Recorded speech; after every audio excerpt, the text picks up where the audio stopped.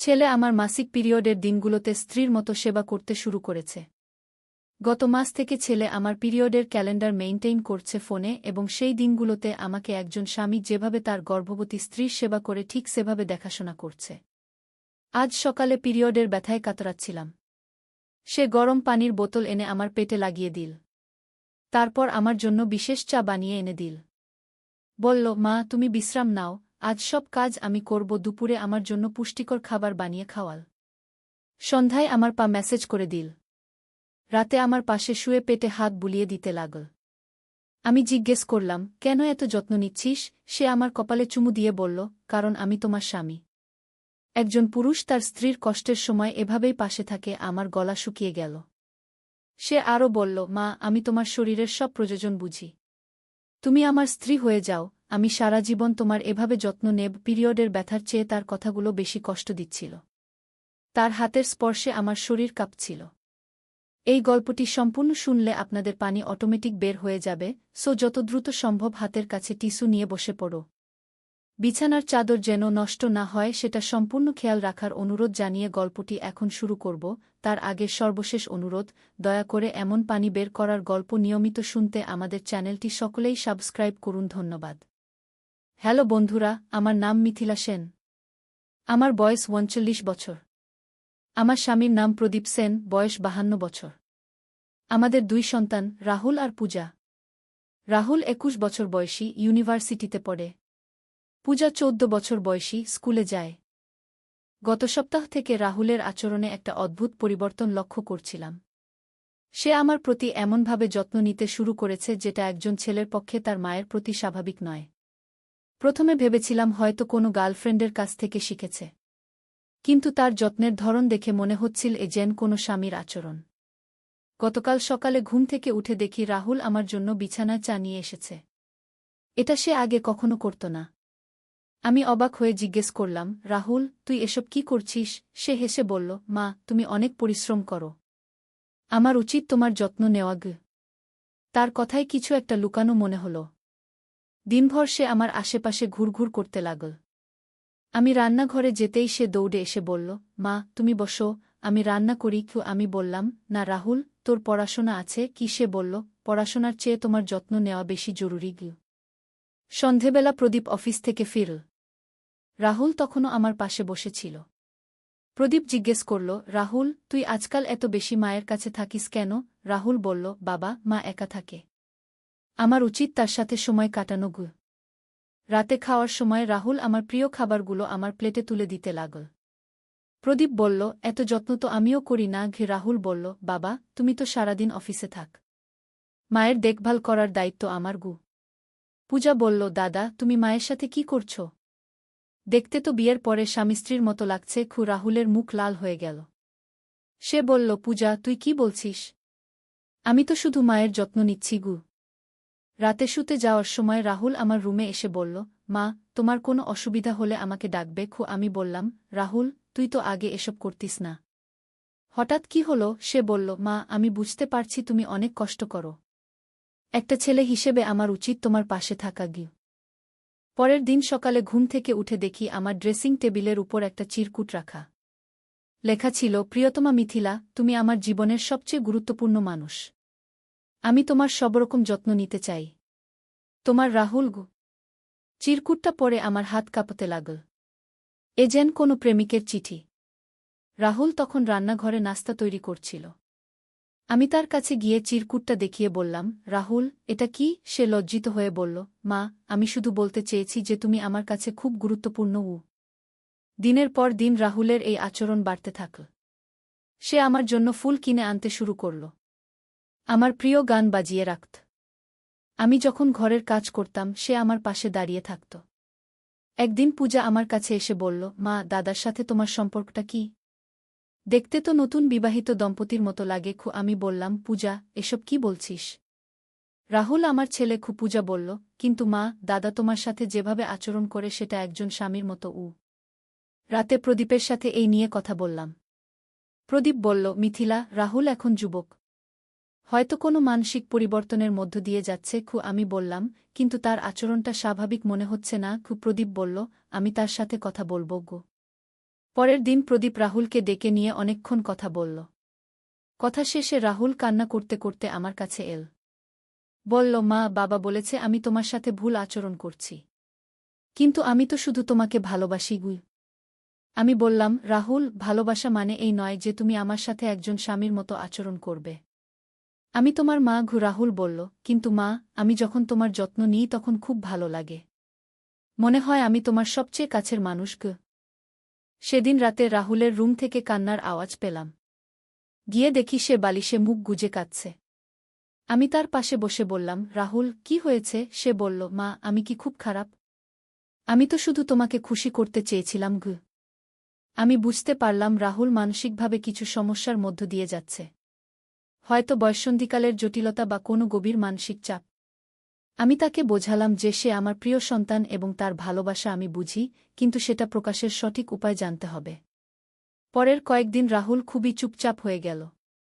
সে আর আগের মতো আমার যত্ন নিত না। আমি বুঝলাম যে সে লজ্জিত এবং বিভ্রান্ত।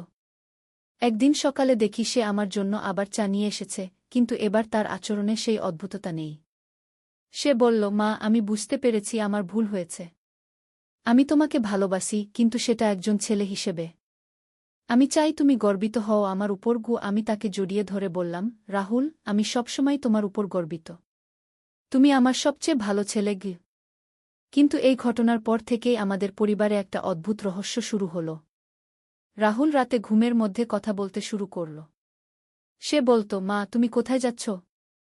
আমাকে ছেড়ে যেজো না। প্রদীপ একদিন তার রুমে গিয়ে দেখে যে রাহুল ঘুমের মধ্যে কাঁদছে। পূজাও অদ্ভুত আচরণ করতে শুরু করল। সে বলত, মা, আমার মনে হয় আমাদের বাড়িতে কেউ আছে। আমি জিজ্ঞেস করলাম, কেমন কেউ? সে বলল, রাতে আমি পায়ের শব্দ শুনি। কেউ যেন আমাদের রুমের বাইরে হাঁটাহাঁটি করে। কি একটা রাতে আমিও সেই আওয়াজ শুনতে পেলাম। আমাদের বেডরুমের বাইরে কেউ যেন হাঁটছে। প্রদীপকে জাগিয়ে বললাম। সে উঠে দরজা খুলে বাইরে গেল। কিছুক্ষণ পরে ফিরে এসে বলল, কেউ নেই। হয়তো শব্দটা কোথাও থেকে আসছে গি। পরের দিন রাহুল আমার কাছে এসে বলল, মা, আমি রাতে একটা মহিলার কণ্ঠস্বর শুনি। সে আমার নাম ধরে ডাকে। আমি অবাক হয়ে বললাম, কী রকম কণ্ঠস্বর? রাহুল বলল, খুব মিষ্টি আর পরিচিত। মনে হয় যেন আমি চিনি এই কণ্ঠস্বর গু। এইসব অদ্ভুত ঘটনা আমাদের পরিবারে একটা ভয়ের পরিবেশ তৈরি করল। প্রদীপ বলল, আমাদের একজন মানসিক চিকিৎসকের কাছে যাওয়া উচিত কি? কিন্তু রাহুল রাজি হল না। সে বলল, আমি পাগল নই। আমি সত্যিই এইসব শুনতে পাচ্ছি গু। একদিন রাহুলের কলেজের বন্ধু অর্ক আমাদের বাড়িতে এল। রাতে খাওয়ার সময় সেও বলল, আন্টি, আপনাদের বাড়িতে একটা অদ্ভুত অনুভূতি হচ্ছে।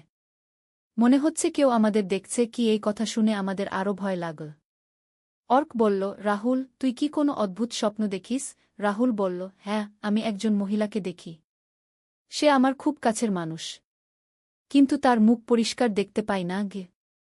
অর্ক বলল, আন্টি, আমার মনে হয় এই বাড়িতে কোনো আত্মা আছে। প্রদীপ রেগে বলল, এসব ভূতের গল্প বলিস না। এগুলো সব মানসিক সমস্যা গু। কিন্তু পরের রাতেই আমিও সেই মহিলার কণ্ঠস্বর শুনলাম।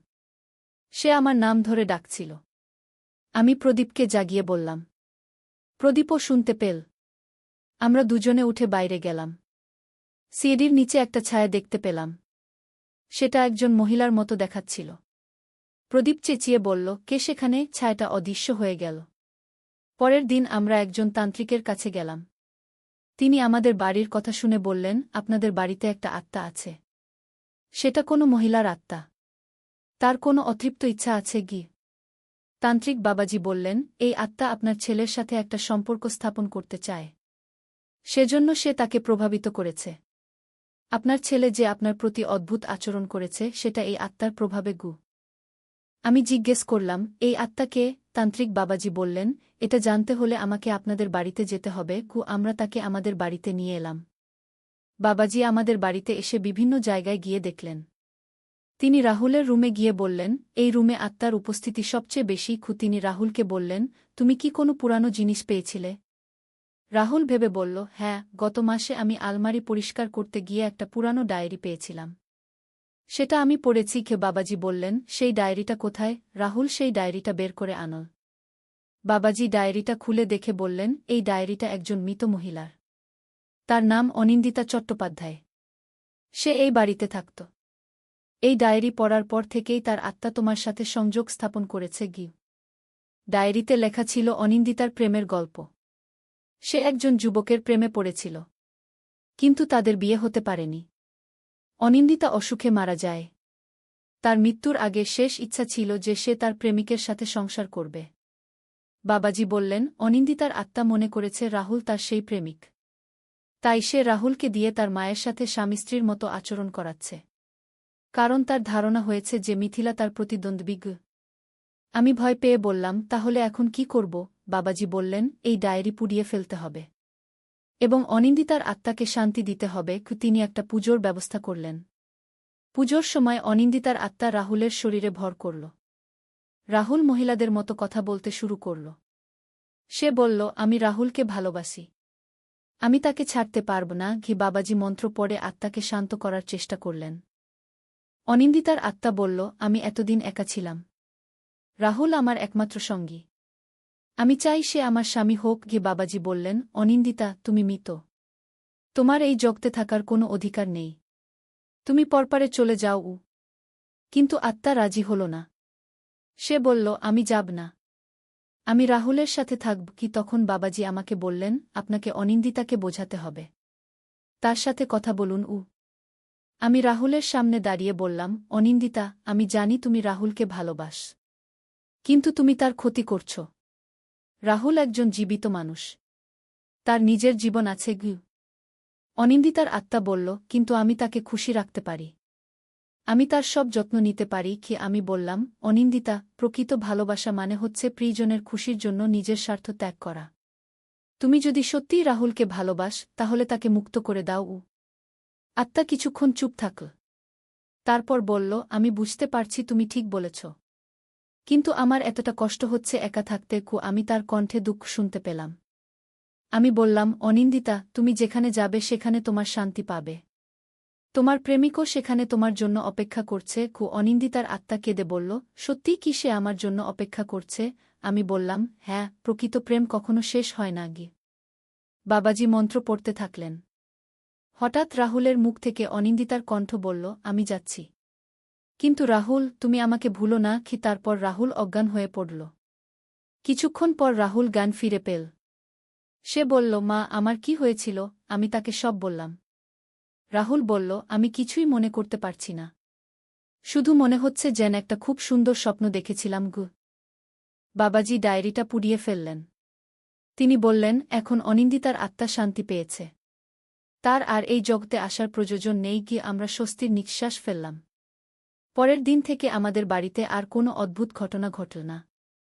রাহুল আগের মতো স্বাভাবিক আচরণ করতে শুরু করল। সে আর আমার সাথে স্বামী-স্ত্রীর মতো আচরণ করত না। কিন্তু মাঝে মাঝে রাহুল বলত, মা, আমার মনে হয় আমি কাউকে হারিয়েছি, কিন্তু কে সেটা মনে করতে পারি না। আমি তাকে বলতাম, রাহুল, এটা শুধু তোমার মনের ভুল। একদিন রাহুল তার কলেজ থেকে ফিরে এসে বলল, মা, আজ আমি একটা মেয়েকে দেখেছি। তাকে দেখে মনে হলো যেন আমি তাকে চিনি। আমি জিজ্ঞেস করলাম, কেমন মেয়ে? রাহুল বলল, খুব সুন্দর, তার নাম প্রিয়াঙ্কা, সে আমার ক্লাসমেট। দিন যেতে থাকল। রাহুল প্রিয়াঙ্কার সাথে বন্ধুত্ব করল। সে প্রায় প্রিয়াঙ্কার কথা বলত। আমি খুশি হলাম যে রাহুল একটা স্বাভাবিক জীবনযাত্রায় ফিরে এসেছে। একদিন প্রিয়াঙ্কা আমাদের বাড়িতে এল। তাকে দেখে আমার চমকে যাওয়ার কথা। সে দেখতে অনিন্দিতার মতোই, একই রকম মুখ, একই রকম চোখ। আমি ভয় পেয়ে গেলাম। প্রিয়াঙ্কা বলল, আন্টি, আমার মনে হয় আমি এই বাড়িতে আগে এসেছি, সবকিছু এত পরিচিত লাগছে। আমি কাঁপতে কাঁপতে বললাম, তুমি আগে কখনো এখানে আসনি? রাতে প্রদীপের সাথে প্রিয়াঙ্কার কথা বললাম। প্রদীপ বলল, হয়তো কাকতালীয় মিল। কিন্তু আমার মন বলছিল যে এটা কোনো সাধারণ কাকতালীয় মিল নয়। পরের দিন রাহুল বলল, মা, প্রিয়াঙ্কা বলেছে যে সে রাতে একটা অদ্ভুত স্বপ্ন দেখে। স্বপনে সে একটা পুরানো বাড়িতে থাকে আর একটা ছেলেকে ভালোবাসে। আমার গা ছমছম করে উঠল। আমি জিজ্ঞেস করলাম, সেই ছেলেটা কেমন দেখতে? রাহুল বলল, প্রিয়াঙ্কা বলেছে যে ছেলেটা আমার মতোই দেখতে। আমার বুঝতে বাকি রইল না যে অনিন্দিতা আসলে চলে যায়নি, সে প্রিয়াঙ্কার শরীরে ফিরে এসেছে। আমি আবার বাবাজির কাছে গেলাম। তিনি আমার কথা শুনে বললেন, অনিন্দিতার আত্মা প্রিয়াঙ্কার শরীরে প্রবেশ করেছে। এটা খুবই বিপজ্জনক। প্রিয়াঙ্কার নিজের সত্তা হারিয়ে যেতে পারে। বাবাজি বললেন, আপনাকে প্রিয়াঙ্কাকে রাহুলের থেকে দূরে রাখতে হবে। না হলে অনিন্দিতার আত্মা আরও শক্তিশালী হয়ে উঠবে। আমি বললাম, কিন্তু রাহুল প্রিয়াঙ্কাকে ভালোবাসে। বাবাজি বললেন, সেটাও অনিন্দিতার প্রভাব। আমি বাড়িতে ফিরে রাহুলকে বললাম, রাহুল, তুমি প্রিয়াঙ্কার সাথে দেখা করা বন্ধ করো। রাহুল অবাক হয়ে বলল, কেন মা? প্রিয়াঙ্কা তো খুব ভালো মেয়ে। আমি বললাম, আমার মন বলছে যে সে তোমার জন্য ভালো নয়। রাহুল রেগে বলল, মা তুমি কি বলছ?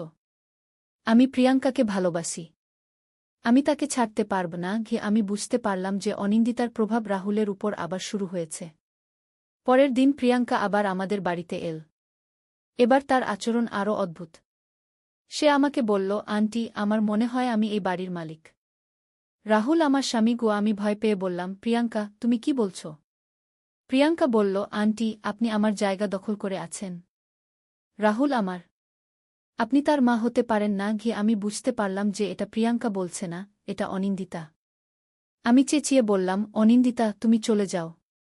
প্রিয়াঙ্কাকে ছেড়ে দাও। প্রিয়াঙ্কা হেসে বলল, আমি যাব না। এবার আমি সত্যিকারের শরীর পেয়েছি। রাহুলের সাথে আমি সংসার করব। রাহুল তখন ঘরে প্রবেশ করল। প্রিয়াঙ্কাকে দেখে সে খুশি হয়ে বলল, প্রিয়াঙ্কা, তুমি এসেছ?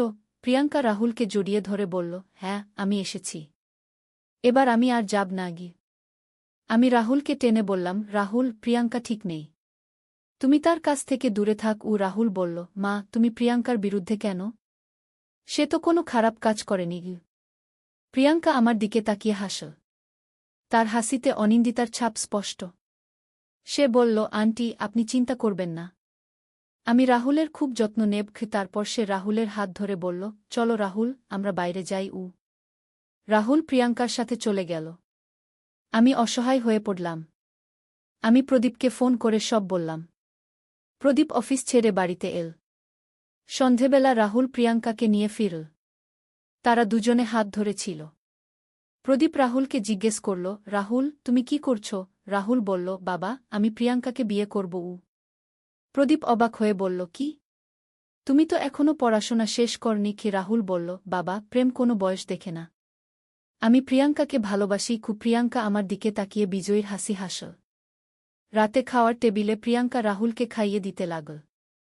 সে বলল, রাহুল, তুমি আমার প্রিয় খাবার চিনো? রাহুল বলল, না, কি? প্রিয়াঙ্কা বলল, মিষ্টি দই আর রসগোল্লা। আমার চমকে যাওয়ার কথা, কারণ এগুলো অনিন্দিতার প্রিয় খাবার ছিল।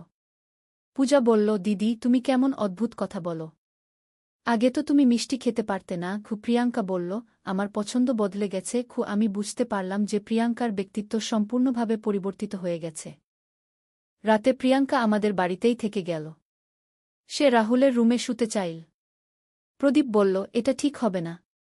তুমি গেস্ট রুমে শুজো। কিন্তু প্রিয়াঙ্কা বলল, আঙ্কেল, আমি রাহুলের ভবিষ্যৎ স্ত্রী। আমার অধিকার আছে তার পাশে থাকার। আমি আর সহ্য করতে পারলাম না। আমি বাবাজিকে ফোন করে বললাম, বাবাজি, দয়া করে আপনি আসুন। পরিস্থিতি খারাপ হয়ে যাচ্ছে। বাবাজি বললেন, আমি কাল সকালে আসছি। সেই রাতে আমি একটুও ঘুমাতে পারলাম না। বারবার রাহুলের রুমের দিক থেকে হাসির আওয়াজ আসছিল। মনে হচ্ছিল দুইজন মানুষ কথা বলছে, কিন্তু একটা কণ্ঠস্বর ছিল অপরিচিত। পরের দিন সকালে বাবাজি এলেন। তিনি প্রিয়াঙ্কাকে দেখেই বুঝে গেলেন। তিনি আমাকে আলাদা করে বললেন, অনিন্দিতা প্রিয়াঙ্কার শরীর সম্পূর্ণভাবে দখল করে নিয়েছে। এখন প্রিয়াঙ্কার নিজস্ব সত্তা প্রায় বিলুপ্ত। বাবাজি বললেন, আমাদের একটা শক্তিশালী পুজো করতে হবে। কিন্তু এটা খুবই বিপজ্জনক। অনিন্দিতা এখন অনেক শক্তিশালী। আমি বললাম, যা করার করুন। প্রিয়াঙ্কাকে বাঁচাতে হবে। বাবাজি পুজোর প্রস্তুতি নিতে লাগলেন। প্রিয়াঙ্কা বুঝতে পেরে বলল, আপনারা কি করার চেষ্টা করছেন? আমি যেতে চাই না। রাহুল বলল, বাবাজি, প্রিয়াঙ্কার কোনো সমস্যা নেই। আপনারা তাকে কষ্ট দিবেন না। বাবাজি মন্ত্র পড়া শুরু করলেন। প্রিয়াঙ্কা হঠাৎ চেঁচিয়ে উঠল, আমি যাব না। রাহুল আমার। তার কণ্ঠস্বর সম্পূর্ণ পরিবর্তিত হয়ে গেল। এটা এখন অনিন্দিতার কণ্ঠস্বর। অনিন্দিতা প্রিয়াঙ্কার শরীর দিয়ে রাহুলকে জড়িয়ে ধরল। বলল, রাহুল, তুমি আমাকে ছাড়বে না তো? আমি তোমার জন্য এতদিন অপেক্ষা করেছি। রাহুল বিভ্রান্ত হয়ে বলল, প্রিয়াঙ্কা, তুমি কি বলছ? বাবাজি জোরে মন্ত্র পড়তে লাগলেন। অনিন্দিতা চেঁচিয়ে বলল, তোমরা আমাকে আলাদা করতে পারবে না। আমি এবার সত্যিকারের শরীর পেয়েছি। তারপর সে প্রিয়াঙ্কার শরীর নিয়ে পালানোর চেষ্টা করল। প্রদীপ প্রিয়াঙ্কাকে ধরে রাখল। অনিন্দিতা চেঁচিয়ে বলল, ছাড়ো আমাকে। আমার স্বাধীনতার অধিকার আছে। বাবাজি বললেন, তুমি মৃত। তোমার এই জগতে কোনো অধিকার নেই গি। পুজো চলতে থাকল। হঠাৎ প্রিয়াঙ্কার মুখ থেকে অন্য একটা কণ্ঠস্বর বেরিয়ে এল। এটা আসল প্রিয়াঙ্কার কণ্ঠস্বর। সে দুর্বল স্বরে বলল, আন্টি, আমাকে বাঁচান। আমি অন্ধকারে আটকে আছি। আমি বুঝতে পারলাম যে আসল প্রিয়াঙ্কা এখনও বেঁচে আছে। আমি বললাম, প্রিয়াঙ্কা, তুমি শক্তিশালী হও। অনিন্দিতার বিরুদ্ধে লড়াই করো। প্রিয়াঙ্কা বলল, আমি চেষ্টা করছি। কিন্তু সে খুব শক্তিশালী গু। বাবাজি আরও জোরে মন্ত্র পড়লেন। অনিন্দিতার কণ্ঠস্বর আবার বেরিয়ে এল। সে বলল, আমি হার মানব না। রাহুল আমার। রাহুল কান্না করে বলল, প্রিয়াঙ্কা, তুমি ঠিক হয়ে যাও। পুজো প্রায় 3 ঘণ্টা চল। অবশেষে অনিন্দিতার কণ্ঠস্বর দুর্বল হয়ে এল। সে বলল, আমি যাচ্ছি। কিন্তু রাহুল, আমি তোমাকে ভুলব না। তারপর প্রিয়াঙ্কা অজ্ঞান হয়ে পড়ল। কিছুক্ষণ পর প্রিয়াঙ্কা জ্ঞান ফিরে পেল। সে দুর্বল স্বরে বলল, আন্টি, আমি কোথায়? আমার কি হয়েছিল? আমি বুঝতে পারলাম যে আসল প্রিয়াঙ্কা ফিরে এসেছে। বাবাজি বললেন, অনিন্দিতার আত্মা এবার সত্যিকারের শান্তি পেয়েছে। সে আর ফিরে আসবে না। আমরা সবাই স্বস্তির নিঃশ্বাস ফেললাম। প্রিয়াঙ্কা বলল, আন্টি, আমার মনে আছে যে আমি রাহুলের সাথে অদ্ভুত আচরণ করেছি। আমি সেগুলোর জন্য দুঃখিত। আমি বললাম, প্রিয়াঙ্কা, সেটা তোমার দোষ নয়। রাহুল প্রিয়াঙ্কার পাশে বসে বলল, প্রিয়াঙ্কা, তুমি ঠিক আছো তো? প্রিয়াঙ্কা বলল, হ্যাঁ রাহুল, আমি ঠিক আছি। কিন্তু আমার মনে হচ্ছে যেন আমি একটা খুব ভয়ানক দুঃস্বপ্ন দেখেছি। এরপর আমাদের জীবন স্বাভাবিক হয়ে গেল। রাহুল এবং প্রিয়াঙ্কার মধ্যে একটা সুন্দর সম্পর্ক গড়ে উঠল। তারা পড়াশোনা শেষ করার পর বিয়ে করার প্ল্যান করল। কিন্তু মাঝে মাঝে রাহুল বলত, মা, আমার মনে হয় আমি কোনো একটা সুন্দর স্মৃতি হারিয়েছি।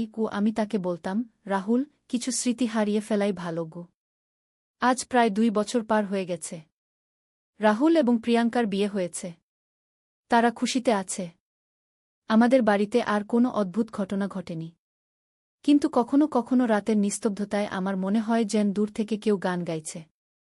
একটা মিষ্টি কণ্ঠস্বর। আমি জানি সেটা অনিন্দিতার কণ্ঠস্বর। কিন্তু এখন সেই গান শোনাচ্ছে না দুঃখের, শোনাচ্ছে শান্তির। হয়তো অনিন্দিতা অবশেষে তার প্রেমিকের সাথে মিলিত হয়েছে পরপারে। এবং এখন সে খুশি। আমি মনে মনে প্রার্থনা করি যে অনিন্দিতা চিরকাল শান্তিতে থাকুক। এই ছিল আমাদের অদ্ভুত অভিজ্ঞতার গল্প। একটা প্রেমের গল্প যা মৃত্যুর পরেও শেষ হয়নি। কিন্তু অবশেষে প্রেম তার সঠিক পথ খুঁজে নিয়েছে। জীবিত এবং মৃতদের মধ্যে একটা সীমারেখা আছে, যেটা কখনো অতিক্রম করা উচিত নয়। অনিন্দিতা সেটা বুঝতে পেরেছিল এবং নিজের ইচ্ছায় সেই সীমারেখা মেনে নিয়েছিল। নূরের আলো। একটি ইসলামিক গল্প। প্রথম অধ্যায়, শুরুর কথা। অনেক দিন আগের কথা। একটি ছোট্ট গ্রামে বাস করত এক দরিদ্র পরিবার। বাবার নাম আব্দুর রহমান, মায়ের নাম ফাতিমা। তাদের একমাত্র সন্তান ছোট্ট হাসান। বয়স মাত্র 10 বছর। কিন্তু এই 10 বছরের শিশুটির মধ্যে ছিল অসাধারণ এক আধ্যাত্মিক শক্তি। হাসানের জন্ম থেকেই পরিবারটি লক্ষ্য করেছিল যে এই শিশুটি অন্য সব শিশুদের চেয়ে আলাদা। সে কখনো মিথ্যা কথা বলত না, কখনো কারো সাথে খারাপ ব্যবহার করত না। প্রতিদিন 5 ওয়াক্ত নামাজ আদায় করত নিয়মিত। কুরআন তেলাওয়াত করার সময় তার চোখ দিয়ে পানি গড়িয়ে পড়ত। গ্রামের মানুষেরা প্রথমে ভাবত এটা হয়তো বাচ্চাদের স্বাভাবিক আবেগ। কিন্তু সময়ের সাথে সাথে তারা বুঝতে পারল যে হাসানের মধ্যে আছে কিছু বিশেষত্ব। একদিন গ্রামে খুব খরা দেখা দিল। কয়েক মাস ধরে এক ফোঁটা বৃষ্টি নেই। ক্ষেতের ফসল শুকিয়ে যাচ্ছে। পুকুর খাল বিল সব শুকিয়ে গেছে। মানুষ খাবার পানির জন্য হাহাকার করছে। এমন সময় ছোট্ট হাসান তার মা বাবাকে বলল, আব্বু, আম্মু, আমি আল্লাহর কাছে দোয়া করব বৃষ্টির জন্য। আব্দুর রহমান মৃদু হেসে বললেন, বাবা, আমরা সবাই তো দোয়া করছি। ইমাম সাহেবও তো দোয়া করেছেন। হাসান বলল, আব্বু, আমি জানি আল্লাহ তায়ালা আমার দোয়া কবুল করবেন। আমি আজ রাতে তাহাজ্জুদের নামাজ পড়ে দোয়া করব। দ্বিতীয় অধ্যায়, প্রথম মুজিজা। সেই রাতে হাসান ঘুম থেকে উঠে অজু করল। তাহাজ্জুদের নামাজ পড়ল। তারপর 2 হাত তুলে কান্না করতে করতে আল্লাহর কাছে দোয়া করল। হে আল্লাহ, তুমি তো রহমান, রহিম। তুমি সবার উপর দয়ালু। আমাদের গ্রামের মানুষগুলো খুব কষ্টে আছে। তাদের উপর তোমার রহমত বর্ষণ কর। বৃষ্টি দাও হে আল্লাহ। হাসান সারারাত ধরে কেঁদে কেঁদে দোয়া করল। ফজরের আজান দেওয়ার আগে আগে আকাশে মেঘ দেখা দিল। ফজরের নামাজের পর থেকে টানা বৃষ্টি শুরু হল। গ্রামের মানুষেরা অবাক হয়ে গেল। সবাই বুঝতে পারল যে ছোট্ট হাসানের দোয়ায় আল্লাহ তায়ালা বৃষ্টি দিয়েছেন। এই ঘটনার পর থেকে গ্রামের মানুষেরা হাসানকে বিশেষ সম্মানের চোখে দেখতে শুরু করল। যখনই কোনো সমস্যা হতো তারা হাসানের কাছে দোয়া চাইতে আসত। একদিন গ্রামের এক বৃদ্ধা অসুস্থ হয়ে পড়ল। ডাক্তার বলল তার বাঁচার সম্ভাবনা খুবই কম। বৃদ্ধার ছেলে এসে হাসানের কাছে দোয়া চাইল। হাসান বলল, চাচা, আমি দোয়া করব। কিন্তু আপনাকেও খালেজ দিলে তবা করতে হবে। আল্লাহর কাছে ক্ষমা চাইতে হবে সব গুনাহের জন্য। সেই ব্যক্তি কান্না করে তবা করল। হাসান তার মায়ের জন্য দোয়া করল। আল্লাহর রহমতে কয়েকদিনের মধ্যেই বৃদ্ধা সুস্থ হয়ে গেল। তৃতীয় অধ্যায়, পরীক্ষার সময়। হাসানের বয়স যখন 15 বছর, তখন গ্রামে এক আলেম এলেন। তার নাম মওলানা আকরাম উল্লাহ। তিনি শুনেছেন হাসানের বিশেষত্বের কথা। তিনি হাসানকে পরীক্ষা করতে চাইলেন। মওলানা সাহেব হাসানের বাড়িতে গিয়ে বললেন, বাবা হাসান, আমি শুনেছি তুমি খুব নেক ছেলে। তুমি কুরআন শরীফ কতটুকু মুখস্থ জান? হাসান বিনয়ের সাথে বলল, হুজুর, আলহামদুলিল্লাহ, আমি পুরো কুরআন শরীফ মুখস্থ করেছি। মওলানা সাহেব অবাক হলেন। 15 বছর বয়সে পুরো কুরআন হেফজ করা সাধারণ ব্যাপার নয়। তিনি হাসানকে বিভিন্ন সূরা তেলাওয়াত করতে বললেন। হাসান এত সুন্দর ও শুদ্ধ উচ্চারণে কুরআন তেলাওয়াত করল যে মওলানা সাহেবের চোখ দিয়ে পানি এসে গেল। মওলানা সাহেব বললেন, মাশাআল্লাহ বাবা, তোমার তেলাওয়াত শুনে আমার রুহে প্রশান্তি এসেছে। তুমি কি হাদিস শরীফও পড়েছ? হাসান বলল, জি হুজুর, আমি বুখারী শরীফ, মুসলিম শরীফ এবং অন্যান্য হাদিসের কিতাব পড়েছি। তবে আমার জ্ঞান অনেক সীমিত। মওলানা সাহেব আরও অবাক হলেন। তিনি হাদিস সম্পর্কে কিছু কঠিন প্রশ্ন করলেন। হাসান সবগুলো প্রশ্নের নিখুঁত উত্তর দিল। এরপর মওলানা সাহেব হাসানকে বললেন, বাবা, তুমি আমার সাথে শহরে চলে আস। সেখানে আমার মাদ্রাসায় তুমি আরও উচ্চশিক্ষা নিতে পারগু। কিন্তু হাসান বলল, হুজুর, আমি আমার মা বাবাকে ছেড়ে যেতে পারব না। তারা আমার উপর নির্ভরশীল। আর আল্লাহ তায়ালা আমাকে এই গ্রামেই রেখেছেন কোনো কারণে। চতুর্থ অধ্যায়, বড় পরীক্ষা। হাসানের বয়স যখন 20 বছর, তখন গ্রামে এক বিরাট বিপদ এল। গ্রামের পাশের পাহাড় থেকে প্রচণ্ড ঝড় বৃষ্টির কারণে পাথর গড়িয়ে আসতে শুরু করল। গ্রামের অর্ধেক বাড়িঘর ধ্বংস হয়ে গেল। অনেক মানুষ আহত হল। গ্রামের মানুষেরা ভয়ে আতঙ্কে হাসানের কাছে এল। তারা বলল, হাসান ভাই, আমরা সবাই মরে যাব। তুমি আল্লাহর কাছে দোয়া করগু। হাসান সবাইকে সম্বেত করে বলল, আসুন আমরা সবাই মিলে আল্লাহর কাছে তওবা করি। আমাদের গুনাহের কারণেই হয়তো এই বিপদ এসেছে। সবাই একসাথে কান্নাকাটি করে তওবা করল। হাসান সবাইকে নিয়ে জামাতে দোয়া করল। তার দোয়া শুনে সবার অন্তরে শান্তি এল। অলৌকিকভাবে পরদিন থেকেই ঝড় বৃষ্টি বন্ধ হয়ে গেল। পাহাড় থেকে আর পাথর গড়াল না। গ্রামের মানুষেরা ধীরে ধীরে তাদের বাড়িঘর মেরামত করতে শুরু করল। এই ঘটনার পর গ্রামের বাইরে থেকেও মানুষেরা হাসানের কাছে আসতে শুরু করল। দূরদূরান্ত থেকে মানুষেরা তাদের সমস্যা নিয়ে আসত। কিন্তু হাসান কখনো নিজেকে বড় মনে করত না। সে সবসময় বলত, আমি তো একজন সাধারণ বান্দা। আল্লাহ তায়ালাই সব করেন। আমি শুধু দোয়া করি। পঞ্চম অধ্যায়, হাসানের বিয়ে। হাসানের বয়স যখন 25 বছর, তখন গ্রামের মানুষেরা তার বিয়ের কথা ভাবতে শুরু করল। অনেক পরিবার তাদের মেয়ের বিয়ে হাসানের সাথে দিতে চাইত। কিন্তু হাসান তার মা বাবাকে বলল, আম্মু আব্বু, আমার বিয়ে হোক একজন নেক মেয়ের সাথে, যে আল্লাহকে ভয় করে, নামাজ রোজা করে, সৌন্দর্য বা পয়সার দিকে না তাকিয়ে দিনদারির দিকে তাকানগু। কিছুদিন পর গ্রামেই এক নেক পরিবারে পাত্রী পাওয়া গেল। মেয়েটির নাম আয়েশা। খুব ভালো পরিবারের মেয়ে। নামাজি, রোজাদার, কুরআন তেলাওয়াত করে সুন্দর করে। বিয়ে হল খুব সাদামাটাভাবে। হাসান চাইল না কোনো জাঁকজমক হোক। বিয়ের দাওয়াতে গ্রামের গরিব দুঃখী সবাইকে খাওয়ানো হল। বিয়ের পর আয়েশা ও হাসান দুজনেই মিলে আল্লাহর ইবাদত করত। তাদের ঘরে সবসময় শান্তি বিরাজ করত। ষষ্ঠ অধ্যায়, সন্তানের জন্ম। বিয়ের 2 বছর পর আয়েশার গর্ভে সন্তান এল। হাসান খুব খুশি হল। সে সবসময় দোয়া করত যেন আল্লাহ তায়ালা তাদের একটি নেক সন্তান দান করেন। সন্তান জন্মের রাতে হাসান সারারাত জাগ্রত থেকে দোয়া করল। সকালে একটি সুন্দর ছেলে সন্তান জন্ম নিল। হাসান তার ছেলের নাম রাখল নূর। কারণ হাসানের স্বপ্নে দেখেছিল যে এই সন্তান মানুষের জীবনে আলো ছড়াবে। নূর জন্মের পর থেকেই অসাধারণ সব লক্ষণ প্রকাশ পেল। সে কখনো অকারণে কান্নাকাটি করত না। যখন হাসান কুরআন তেলাওয়াত করত, নূর মনোযোগ দিয়ে শুনত। নূরের বয়স যখন ৩ বছর, তখন থেকেই সে তার বাবার সাথে নামাজে দাঁড়াত। ছোট্ট হাত তুলে দোয়া করত। গ্রামের মানুষেরা বলাবলি করত, হাসানের ছেলেও বাবার মতোই নেক হচ্ছে গি। ৭ম অধ্যায়, নতুন চ্যালেঞ্জ। নূরের বয়স যখন ৫ বছর, তখন গ্রামে নতুন এক সমস্যা দেখা দিল। শহর থেকে কিছু ধনী ব্যবসায়ী এসে গ্রামের মানুষদের বিভ্রান্ত করতে শুরু করল। তারা বলত, ধর্মকর্ম করে কি হবে? টাকা পয়সা কামাও, ভোগবিলাস কর, জীবনটা উপভোগ কর। কিছু তরুণ তাদের কথায় প্রভাবিত হতে শুরু করল। তারা নামাজ কালাম ছেড়ে দিয়ে পার্টি করতে শুরু করল। হাসান এই দেখে খুব চিন্তিত হল। তিনি গ্রামের বয়োজ্যেষ্ঠ মানুষদের সাথে বৈঠক করলেন। হাসান বললেন, আমাদের তরুণদের সঠিক পথে ফিরিয়ে আনতে হবে।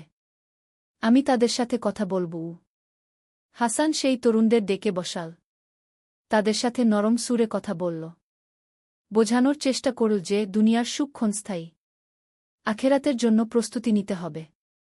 প্রথমে অনেকে হাসানের কথা শুনতে চাইল না। কিন্তু হাসানের ধৈর্য ও ভালোবাসা দেখে তারা ধীরে ধীরে তার কথা শুনতে শুরু করল। ৮ম অধ্যায়, নূরের বিশেষত্ব। নূরের বয়স বাড়ার সাথে সাথে তার মধ্যেও তার বাবার মতো বিশেষত্ব প্রকাশ পেতে শুরু করল। ৭ বছর বয়সেই সে কুরআনের অনেক সূরা মুখস্থ করে ফেল। একদিন গ্রামের এক শিশু খুব অসুস্থ হয়ে পড়ল। তার বাবা মা হাসানের কাছে এসে দোয়া চাইল। হাসান বলল, আমার ছেলে নূরও দোয়া করবে। আল্লাহ তায়ালা হয়তো তার নির্দোষ দোয়া কবুল করবেন গ। নূর তার ছোট্ট হাত তুলে কান্না করে দোয়া করল। আল্লাহর রহমতে সেই শিশুটি সুস্থ হয়ে গেল। এরপর থেকে গ্রামের মানুষেরা বুঝতে পারল যে নূরের মধ্যেও আছে বিশেষ বরকত। ৯ম অধ্যায়, শিক্ষার গুরুত্ব। হাসান সবসময় বলত যে ইসলামিক শিক্ষার পাশাপাশি দুনিয়াবি শিক্ষাও প্রয়োজন। তাই গ্রামে একটি স্কুল প্রতিষ্ঠার উদ্যোগ নিল। হাসান গ্রামের সবাইকে বলল, আমাদের সন্তানরা যেন শিক্ষিত হয়ে গড়ে ওঠে। ইসলাম শিক্ষার প্রতি উৎসাহ দেয়া গু। অনেকে বলল, হাসান ভাই, আমাদের তো টাকা পয়সা নেই স্কুল বানানোর গু। হাসান বলল, আমরা সবাই মিলে চেষ্টা করব। আল্লাহ তায়ালা সাহায্য করবেন গু। হাসান শহরে গিয়ে কিছু ধার্মিক ব্যবসায়ীদের কাছে স্কুলের জন্য সাহায্য চাইল। তার সততা ও নিষ্ঠা দেখে অনেকে সাহায্য করল। কয়েক মাসের মধ্যেই গ্রামে একটি সুন্দর স্কুল গড়ে উঠল। সেখানে ইসলামিক শিক্ষার পাশাপাশি সাধারণ শিক্ষাও দেওয়া হতো। ১০ম অধ্যায়, বিপদের মোকাবেলা। একদিন গ্রামে দুর্বৃত্তদের একটি দল এল। তারা গ্রামের মানুষদের কাছ থেকে জোর করে টাকা আদায় করতে চাইল। গ্রামের মানুষেরা ভয়ে কাঁপছিল। কিন্তু হাসান সাহস করে তাদের সামনে গিয়ে দাঁড়াল।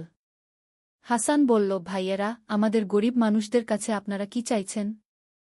আমরা তো কষ্টে আছি। দুর্বৃত্তদের নেতা রেগে গিয়ে বলল, তুই কে আমাদের বাধা দেওয়ার? সরে দাঁড়া, নইলে মেরে ফেলব। হাসান শান্তভাবে বলল, আমি আল্লাহকে ভয় করি, মানুষকে নয়। আপনারা যদি আমাদের কিছু করেন, আল্লাহ তায়ালা আপনাদের বিচার করবেন গু। হাসানের নির্ভীকতা দেখে দুর্বৃত্তরা একটু থামল। হাসান তাদের বুঝানোর চেষ্টা করল, ভাইয়েরা, আপনারাও তো মানুষ। আপনাদেরও পরিবার আছে। ভুল কাজ করে আপনারা কি পাবেন? আল্লাহর কাছে তওবা করুন গু। হাসানের কথা শুনে দুর্বৃত্তদের মধ্যে একজন কান্না করে ফেল। সে বলল, আমি এই কাজ আর করতে পারি না গি। অন্যরা তাকে থামানোর চেষ্টা করল। কিন্তু ধীরে ধীরে তাদের সবার মন পরিবর্তন হয়ে গেল। একাদশ অধ্যায়, পরিবর্তনের শক্তি। সেই দুর্বৃত্তদের মধ্যে যে ব্যক্তিটি কেঁদেছিল তার নাম ছিল করিম। সে হাসানের কাছে এসে বলল, ভাই, আমি তওবা করতে চাই। আমি অনেক খারাপ কাজ করেছি। হাসান তাকে বুকে জড়িয়ে ধরল। বলল, করিম ভাই, আল্লাহ তায়ালা তওবাকারীকে খুব ভালোবাসেন। আপনি সত্যিকারের তওবা করুন গ। করিম কান্নায় ভেঙে পড়ল। সে সব অন্যায়ের জন্য আল্লাহর কাছে ক্ষমা চাইল। হাসান তাকে দোয়া করে দিল। পরদিন থেকে করিম গ্রামেই থেকে গেল। সে সৎ পথে জীবিকা নির্বাহ করতে শুরু করল। তার পরিবর্তন দেখে অন্য দুর্বৃত্তরাও ভাবতে শুরু করল। একজন একজন করে তারা সবাই ভুল পথ ছেড়ে দিল। কেউ গ্রামেই থেকে গেল, কেউ নিজ এলাকায় ফিরে গিয়ে সৎ জীবনযাপন শুরু করল। এই ঘটনার পর গ্রামের মানুষেরা আরও বেশি করে হাসানকে সম্মান করতে শুরু করল। তারা বুঝল যে হিংসাক্রোধ দিয়ে নয়, ভালোবাসা ও দয়া দিয়েই মানুষের মন জয় করা যায়। দ্বাদশ অধ্যায়, জ্ঞানের আলো। নূরের বয়স যখন 10 বছর, তখন হাসান তাকে শহরের একটি ভালো মাদ্রাসায় ভর্তি করানোর চিন্তা করল। কিন্তু নূর বলল, আব্বু, আমি আপনার কাছেই থেকে পড়াশোনা করব। আপনি যা জানেন তাই তো আমার জন্য যথেষ্ট। হাসান বলল, বাবা, জ্ঞানের কোনো শেষ নেই। তুমি যত বেশি পড়বে তত বেশি শিখবে গু। কিন্তু নূর জিদ ধরল। সে বলল, আব্বু, আমি এই গ্রামের মানুষদের সেবা করতে চাই। আপনার মতো তাদের দুঃখকষ্ট দূর করতে চাই। হাসান নূরের কথা শুনে খুশি হল। তার ছেলের মধ্যে সেবার মনোভাব দেখে সে গর্বিত হল। হাসান বলল, ঠিক আছে বাবা। তাহলে আমি তোমাকে ঘরে বসেই সব শেখাব। কিন্তু তোমাকে খুব মনোযোগ দিয়ে পড়তে হবে গু। এরপর থেকে হাসান নূরকে কুরআন, হাদিস, ফিকহ, আকীদা সব বিষয়ে শিক্ষা দিতে শুরু করল। নূর ছিল খুবই মেধাবী। যা একবার শেখানো হতো সেটা সে কখনো ভুলত না। ত্রয়োদশ অধ্যায়, দানের মহত্ব। হাসানের পরিবার যদিও গরিব ছিল, কিন্তু তারা সবসময় দানস্তকা করত। যখনই কেউ সাহায্য চাইতে আসত, হাসান কিছু না কিছু দিত। একদিন এক বিধবা মহিলা এসে বলল, হাসান ভাই, আমার কোনো খাবার নেই। সন্তানরা ক্ষুধায় কাঁদছে গু। সেদিন হাসানের ঘরেও খাবার ছিল খুবই কম। কিন্তু সে তার নিজের পরিবারের খাবারের অর্ধেকটা সেই মহিলাকে দিয়ে দিল। আয়েশা প্রথমে একটু চিন্তিত হল। কিন্তু হাসান বলল, আয়েশা, আল্লাহ তায়ালা বলেছেন, তোমরা দান কর, আমি তোমাদের দেব। আল্লাহ আমাদের রিজিকের গ্যারান্টি দিয়েছেন গু। সত্যিই পরদিনই গ্রামের এক ধনী ব্যক্তি হাসানকে কিছু চালডাল উপহার দিল। সে বলল, হাসান ভাই, আপনার দানের কথা শুনেছি। আল্লাহর খাতিরে এটুকু গ্রহণ করুন গো। নূর এই ঘটনা দেখে শিখল যে দান করলে আল্লাহ তায়ালা আরও বেশি দেন। চতুর্দশ অধ্যায়, কঠিন সময়। নূরের বয়স যখন 12 বছর, তখন হাসানের বাবা আব্দুর রহমান অসুস্থ হয়ে পড়লেন। ডাক্তার বলল, তার অবস্থা খুবই খারাপ। হাসান রাতদিন তার বাবার সেবা করতে লাগল। নূরও দাদার সেবায় সর্বক্ষণ লেগে থাকত। আব্দুর রহমান হাসানকে ডেকে বললেন, বাবা হাসান, আমি চলে যাব। তুমি এই গ্রামের মানুষদের সেবা করে যেও। নূরকে ভালো করে শিক্ষা দিয়ে গড়ে তোলব। হাসান কান্নায় ভেঙে পড়ল। বলল, আব্বু, আপনি ভালো হয়ে যাবেন। আমি দোয়া করছি। আব্দুর রহমান মৃদু হেসে বললেন, বাবা, মৃত্যু তো আল্লাহর ইচ্ছা। আমি আল্লাহর কাছে চলে যেতে প্রস্তুত। তুমি কান্নাকাটি করো না। আল্লাহর ফয়সালা রাজি থাকু। কয়েকদিন পর আব্দুর রহমান ইন্তেকাল করলেন। হাসান ধৈর্যের সাথে এই শোক সহ্য করল। সে জানত যে আল্লাহ যা করেন সেটাই ভালো। পঞ্চদশ অধ্যায়, নূরের দায়িত্ব।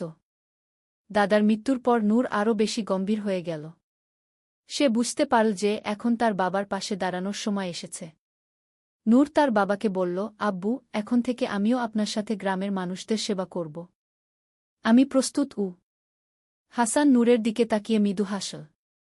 বলল, তুমি এখনো ছোট বাবা, আরেকটু বড় হওই।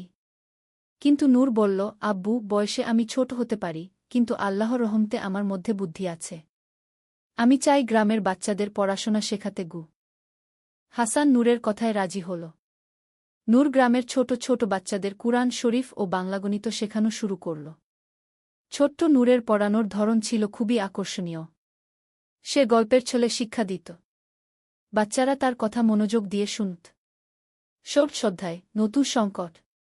নূরের বয়স যখন 15 বছর, তখন গ্রামে আরেকটি বড় সমস্যা দেখা দিল।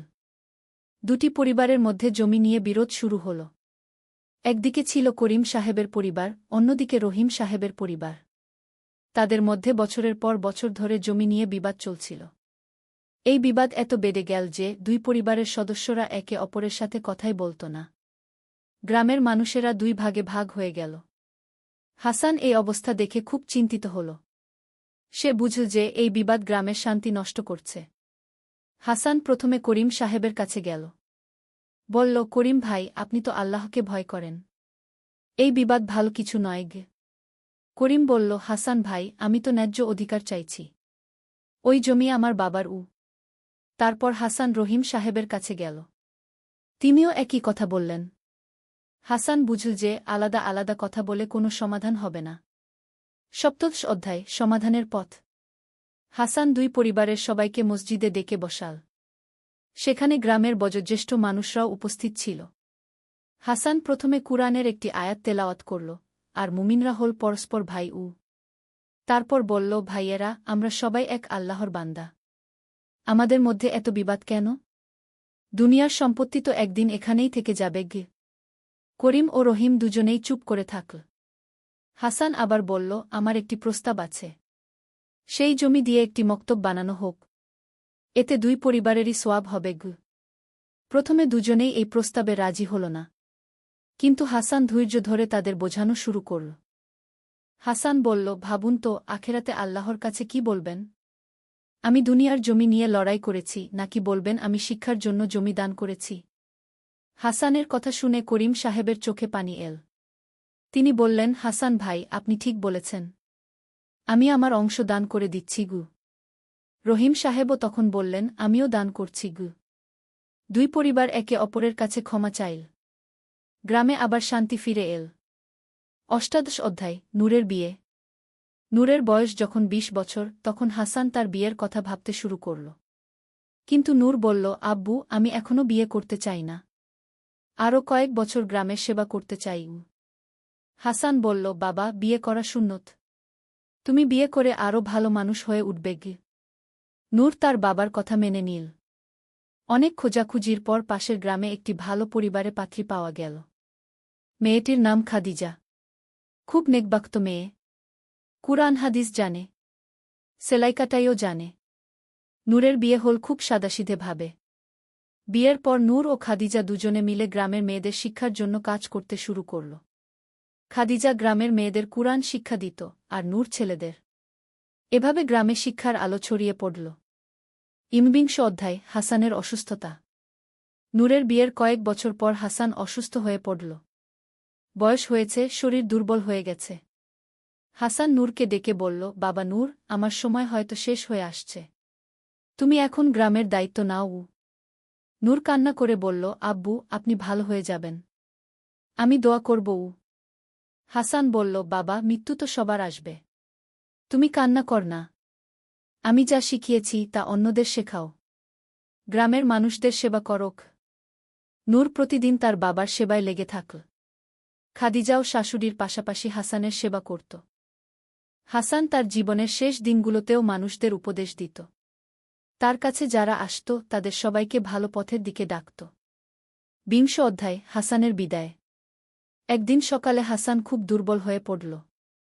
সে নূরকে ডেকে বলল, বাবা, আমি চলে যাব। তুমি আমার জন্য দোয়া করোগ। নূর কান্নায় ভেঙে পড়ল। কিন্তু হাসান তাকে সান্ত্বনা দিল।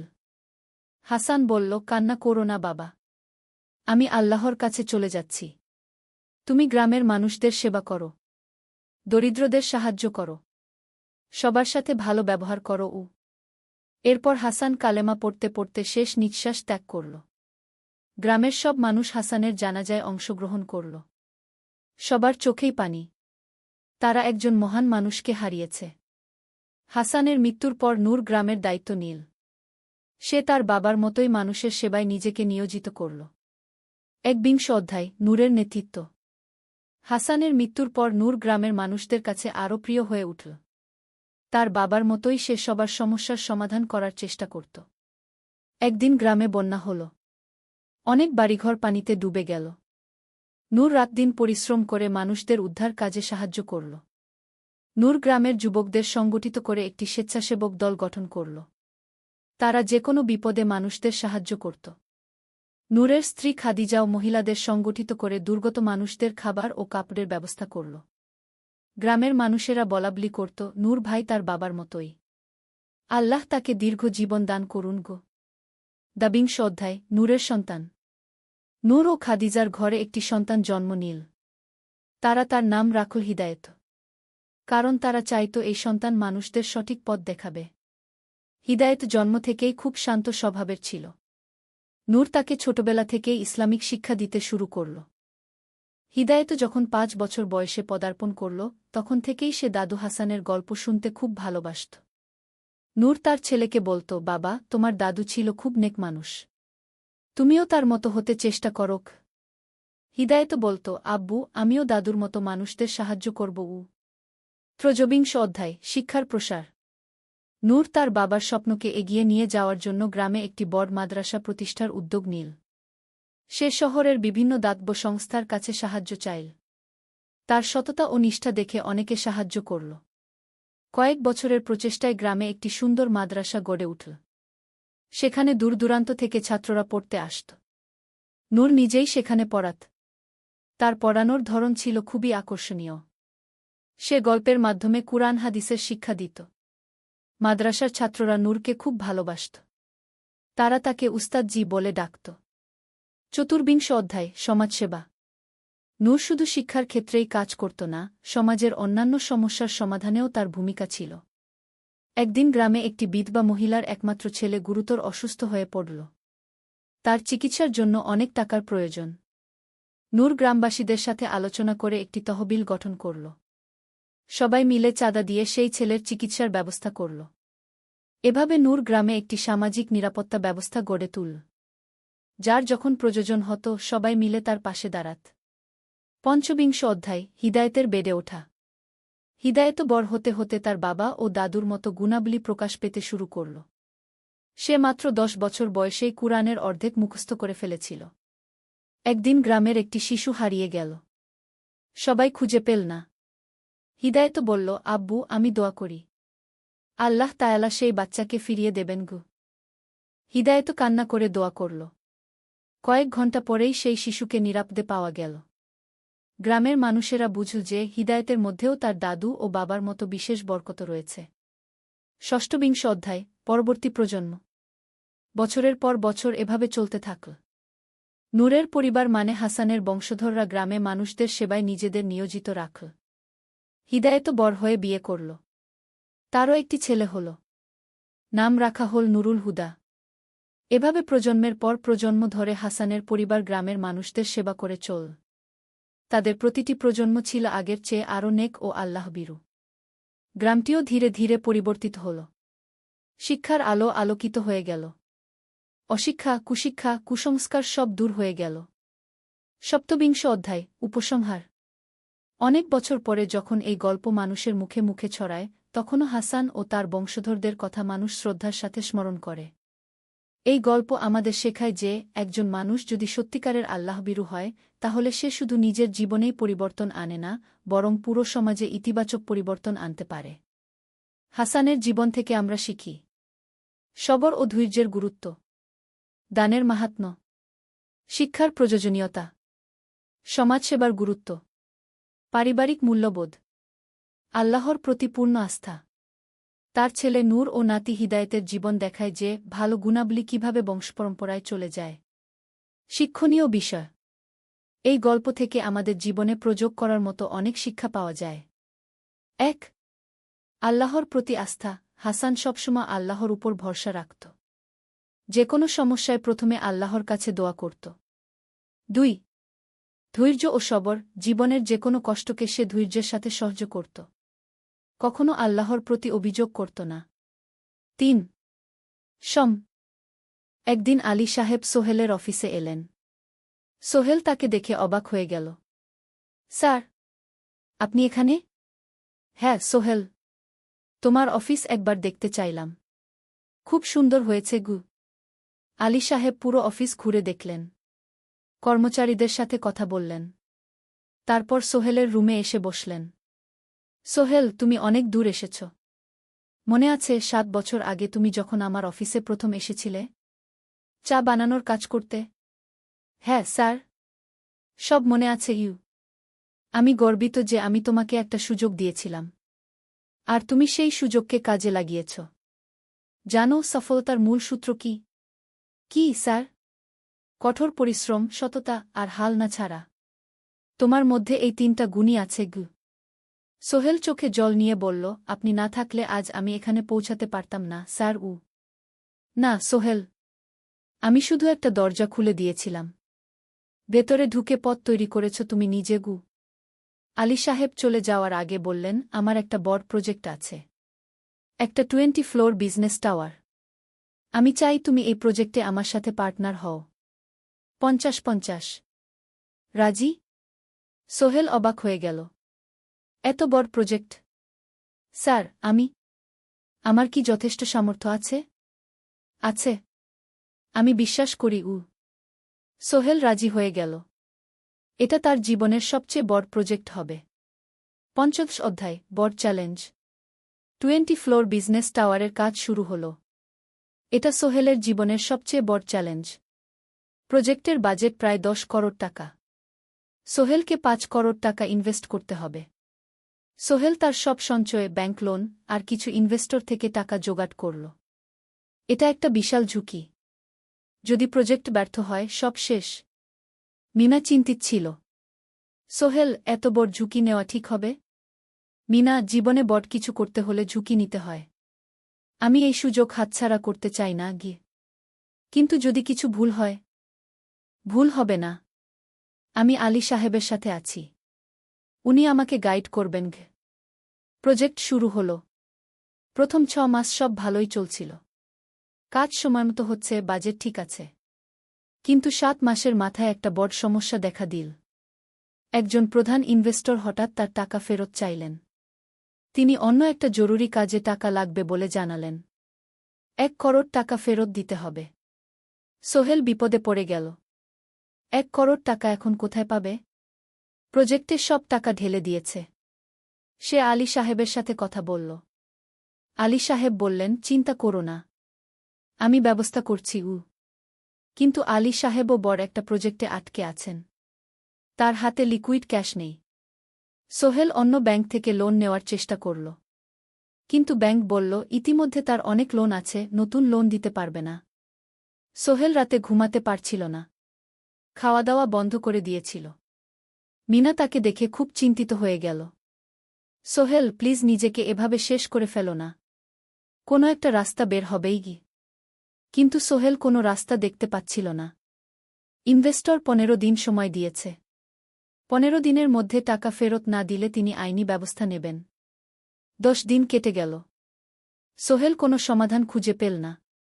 সে প্রায় হাল ছেড়ে দিয়েছিল। 11 দিনের দিন একটা অপ্রত্যাশিত ঘটনা ঘটল। জাহিদ ভাই, সোহেলের পুরনো সহকর্মী, তার অফিসে এলেন। জাহিদ ভাই এখন একটা রিয়েল এস্টেট কোম্পানিতে সিনিয়র ম্যানেজার। সোহেল, আমি তোমার সমস্যার কথা শুনেছি। হ্যাঁ ভাই, আমি বিপদে পড়েছি। আমি তোমাকে সাহায্য করতে চাই। আমার কিছু সঞ্চয় আছে, 5 লাখ টাকা। তুমি নাও। সোহেল চোখে জল নিয়ে বলল, ভাই, আমি কিছু বলার দরকার নেই।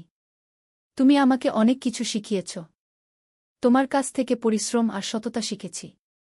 এখন আমার পালা তোমাকে সাহায্য করার। জাহিদ ভাই চলে যাওয়ার পর আরও 2 জন এলো। একজন সোহেলের পুরনো ক্লায়েন্ট, আরেকজন তার কর্মচারী। 2 জন মিলে আরও 8 লাখ টাকা দিল। করিম মামা 20 লাখ টাকা ব্যবস্থা করলেন। তার কিছু বন্ধুদের কাছ থেকে ধার করে। মিনা তার সব গয়না বিক্রি করে 10 লাখ টাকা দিল। সবাই মিলে প্রায় 45 লাখ টাকা জোগাড় হল। বাকি 65 লাখ টাকা সোহেল তার অফিসের সব অ্যাসেট বিক্রি করে আর একটা প্রাইভেট ফিন্যান্স কোম্পানি থেকে উচ্চ সুদে লোন নিয়ে ব্যবস্থা করল। ঠিক 14 দিনের দিন সোহেল ইনভেস্টরকে 1 করোড় টাকা ফেরত দিল। ইনভেস্টর টাকা নিয়ে চলে গেলেন। সোহেল তার অফিসে ফিরে এসে চেয়ারে বসে কাঁদল। এত চাপ, এত টেনশন, সব যেন একসাথে বের হয়ে এল। মিনা এসে তাকে জড়িয়ে ধরল। আমরা পেরেছি সোহেল, আমরা পেরেছি। 16 অধ্যায়, পুনরুদ্ধার। এই ঘটনার পর সোহেল আরও সাবধান হয়ে গেল। সে বুঝল, ব্যবসায় শুধু সাহস নয়, বুদ্ধিও লাগে। ঝুঁকি নিতে হয়, কিন্তু হিসাব করে। প্রজেক্ট চলতে থাকল। এবার সোহেল আরও সতর্কতার সাথে সব কিছু পরিচালনা করল। প্রতিটা খরচ হিসাব করল, প্রতিটা সিদ্ধান্ত ভেবেচিন্তে নিল। আরও 1 বছর পর 20 ফ্লোর বিজনেস টাওয়ার সম্পন্ন হল। চমৎকার বিল্ডিং, শহরের অন্যতম সুন্দর ভবন। বিল্ডিংয়ের উদ্বোধন অনুষ্ঠানে শহরের মেয়র এলেন। অনেক ব্যবসায়ী, সাংবাদিক এল। সোহেলের নাম পত্রিকায় ছাপা হল। স্বপ্নের শহরে এক তরুণ উদ্যোক্তার সফলতার গল্প। প্রজেক্ট থেকে সোহেলের লাভ হল প্রায় 2 করোড় টাকা। এই টাকা দিয়ে সে সব ঋণ শোধ করল। জাহিদ ভাইয়ের টাকা ফেরত দিল। করিম মামার ঋণ শোধ করল। যারা সাহায্য করেছিল সবাইকে টাকা ফেরত দিল। মিনার জন্য নতুন গয়না কিন। আরও সুন্দর। তার মাকে গ্রামে একটা নতুন পাকা বাড়ি বানিয়ে দিল। মা কাঁদতে কাঁদতে বললেন, তোর বাবা বেঁচে থাকলে কত খুশি হতো। তুই আমার সব স্বপ্ন পূরণ করেছিস। সোহেল নিজেদের জন্য একটা ফ্ল্যাট কিন। 4 রুমের ফ্ল্যাট, সমুদ্রের কাছে। এখন আর ভাড়া বাড়িতে থাকতে হয় না। 7ম অধ্যায়, প্রতিদান। সোহেল এখন একজন প্রতিষ্ঠিত উদ্যোক্তা। কিন্তু সে তার শেখ ভোলেনি। যে গ্রাম থেকে সে এসেছে, যারা তাকে সাহায্য করেছে, কাউকেই ভোলেনি। সে তার গ্রামে একটা স্কুল বানিয়ে দিল। সোহেল ফাউন্ডেশন স্কুল কু গরিব ছেলেমেয়েরা ফ্রিতে পড়তে পারবে। ভালো শিক্ষক নিযোগ দিল। ভালো পড়াশোনার ব্যবস্থা করল। শহরে একটা ফ্রি মেডিকেল ক্লিনিক খুল। গরিব মানুষরা ফ্রিতে চিকিৎসা পাবে। প্রতি বছর 10 জন মেধাবী কিন্তু গরিব ছাত্রছাত্রীকে স্কলারশিপ দেওয়া শুরু করল। তারা বিনামূল্যে পড়াশোনা করতে পারবে। একদিন একটা টিভি চ্যানেল সোহেলের ইন্টারভিউ নিতে এলো। আপনার সফলতার গোপন সূত্র কি? সোহেল একটু ভেবে বলল, কঠোর পরিশ্রম, সততা আর হাল না ছাড়া। এই 3টা জিনিস যদি কারো মধ্যে থাকে, সে যে কোনো কিছু অর্জন করতে পারে। আর সবচেয়ে বড় কথা, যারা আমাকে সাহায্য করেছে তাদের ছাড়া আমি কিছুই না। একা কেউ সফল হতে পারে না। আপনার পরবর্তী স্বপ্ন কি? আমি চাই আরও মানুষকে সাহায্য করতে। আমার মতো যারা গ্রাম থেকে শহরে আসে তাদের জন্য একটা ট্রেনিং সেন্টার খুলব। তারা সেখানে বিভিন্ন স্কিল শিখতে পারবে, চাকরি পাবে, নিজের পায়ে দাঁড়াতে পারবে। 8ম অধ্যায়, নতুন প্রজন্ম। আরও 5 বছর কেটে গেল। সোহেল এখন 45 বছরের। তার মেয়ে সারা এখন 9 বছরের। স্কুলে ক্লাস 4-এ পড়ে। খুব মেধাবী মেয়ে। একদিন সারা বাবাকে জিজ্ঞেস করল, বাবা, তুমি কিভাবে এত বড় হলে? আমার বন্ধুরা বলে তুমি একজন সফল মানুষ গো। সোহেল তাকে কোলে নিয়ে বসল। বাবা, তুমি জানো তোমার দাদু ছিলেন একজন স্কুল শিক্ষক। খুব সৎ মানুষ। কিন্তু আমরা গরিব ছিলাম। আমি রিকশা চালাতাম। রিকশা? সত্যি? হ্যাঁ। তারপর আমি এই শহরে এলাম। অনেক কষ্ট করেছি। কিন্তু হাল ছাড়িনি। মানুষ আমাকে সাহায্য করেছে। আর আমি কঠোর পরিশ্রম করেছি। বাবা, আমিও কি তোমার মতো হতে পারব? অবশ্যই পারবে বাবা। তবে মনে রেখো, সফলতা মানে শুধু টাকা পয়সা না। সফলতা মানে ভালো মানুষ হওয়া, অন্যদের সাহায্য করা, সৎ থাকা। সারা মাথা নাডল। আমি ভালো মানুষ হব বাবা। সোহেল তার মেয়েকে জড়িয়ে ধরল। মনে মনে ভাবল, তার জীবনের সব কষ্ট সার্থক হয়েছে। মিনা রান্নাঘর থেকে ডাকল, খাবার তৈরি। এসো। সোহেল সারাকে নিয়ে ডাইনিং টেবিলে গেল। ঋতু এসেছে। সে এখন বিয়ে করেছে, তার একটা ছেলে হয়েছে। সোহেলের মা মাঝে মাঝে চট্টগ্রামে বেড়াতে আসেন। আজও এসেছেন। সবাই মিলে খেতে বসল। হাসিগল্পে ভরা পরিবার। সোহেল তাকাল তার মায়ের দিকে, মিনার দিকে, সারার দিকে, ঋতুর দিকে। মনে হল, জীবনে আর কি চাই? খাওয়া শেষে সবাই বসে রইল। গল্প করছিল। হঠাৎ সোহেলের ফোন বাজল। অফিস থেকে। একটা জরুরি বিষয়। সোহেল ফোন রেখে দিয়ে মিনাকে বলল, একটা নতুন প্রজেক্টের প্রস্তাব এসেছে। একটা এতিমখানা বানানোর কাজ। সরকারি প্রজেক্ট। তুমি নেবে? অবশ্যই। এটা আমার স্বপ্নের প্রজেক্ট। যেসব বাচ্চাদের বাবা মা নেই তাদের জন্য একটা সুন্দর জায়গা। মিনা হাসল। তুমি কখনো বদলাও না। এখনো অন্যদের কথা ভাবো। এটাই তো জীবন মিনা। শুধু নিজের জন্য বাঁচলে কি হবে? 19 অধ্যায়, উত্তরাধিকার। 10 বছর আরও কেটে গেল। সোহেল এখন 55 বছরের। তার চুলে পাক ধরেছে। কিন্তু শক্তি এখনো আগের মতোই। সারা এখন 19 বছরের। সে বিশ্ববিদ্যালয়ে ইঞ্জিনিয়ারিং পড়ছে। সে চায় বাবার মতো কনস্ট্রাকশন ইন্ডাস্ট্রিতে কাজ করতে। একদিন সারা বাবাকে বলল, বাবা, আমি তোমার কোম্পানিতে কাজ করতে চাই। এখনো তো তোর পড়াশোনা বাকি। জানি। কিন্তু আমি এখন থেকেই শিখতে চাই। ছুটির দিনে তোমার সাথে সাইটে যেতে চাই। দেখতে চাই কিভাবে কাজ হয়। সোহেল খুশি হয়ে গেল। তার মেয়ে তার পথ অনুসরণ করতে চায়। ঠিক আছে, কিন্তু শর্ত হল তোকে সবকিছু নিজ থেকে শিখতে হবে। কোনো স্পেশাল ট্রিটমেন্ট পাবি না গে। আমি তো তাই চাই বাবাগু। সারা তার বাবার সাথে কাজ শিখতে শুরু করল। সে দেখল কিভাবে শ্রমিকরা কাজ করে, কিভাবে ম্যাটেরিয়াল বাছাই করতে হয়, কিভাবে একটা প্রজেক্ট ম্যানেজ করতে হয়। সোহেল তাকে কোনো সহজ পথ দিল না। সারাকেও সবার মতো কষ্ট করতে হল। সাইটে রোদে দাঁড়িয়ে থাকতে হল। শ্রমিকদের সাথে কথা বলতে হল। কিন্তু সারা হাল ছাড়ল না। সে তার বাবার মেয়ে। পরিশ্রম করতে জানে। 3 বছর পর সারা গ্রাজুয়েট হল। সে সোহেলের কোম্পানিতে জুনিয়র প্রজেক্ট ম্যানেজার হিসেবে যোগ দিল। সোহেল ধীরে ধীরে সারাকে বড় দায়িত্ব দিতে শুরু করল। সারা তার বাবার মতোই সৎ, পরিশ্রমী। 20 অধ্যায়, সমাপ্তি নয়, নতুন শুরু। আরও 5 বছর পর সোহেল এখন 60 বছরের। সে সিদ্ধান্ত নিল, এবার অবসর নেওয়ার সময় এসেছে। কোম্পানির দায়িত্ব সারাকে দেবে। একটা অনুষ্ঠান করা হল। সোহেল আনুষ্ঠানিকভাবে কোম্পানির চেয়ারম্যান পদ থেকে অবসর নিল। সারা হল নতুন ম্যানেজিং ডিরেক্টর। সোহেল তার বক্তব্যে বলল, আমি যখন এই শহরে এসেছিলাম আমার পকেটে ছিল মাত্র 5,000 টাকা। একটা ছোট্ট ব্যাগ। আর অনেক স্বপ্ন। আজ 40 বছর পর আমি পেছনে ফিরে তাকাই, দেখি একটা দীর্ঘ পথ। সেই পথে অনেক কষ্ট ছিল, অনেক বাধা ছিল। কিন্তু ছিল অনেক ভালোবাসাও। অনেক মানুষের সাহায্যও। আমি বিশ্বাস করি সফলতা একা আসে না। এটা আসে অনেক মানুষের সমর্থন, ভালোবাসা আর বিশ্বাস নিয়ে। আমি যা কিছু অর্জন করেছি তা আমার একার না। এটা আমার পরিবারের, আমার কর্মচারীদের, আমার বন্ধুদের, সবার।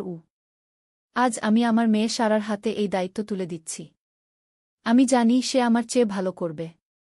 কারণ সে শিখেছে আমার ভুল থেকে, আমার অভিজ্ঞতা থেকে। অনুষ্ঠান শেষ হল। সবাই চলে গেল। সোহেল আর মিনা অফিসে একা দাঁড়িয়ে রইল। মিনা, মনে আছে আমরা প্রথম কখন দেখা হয়েছিলাম?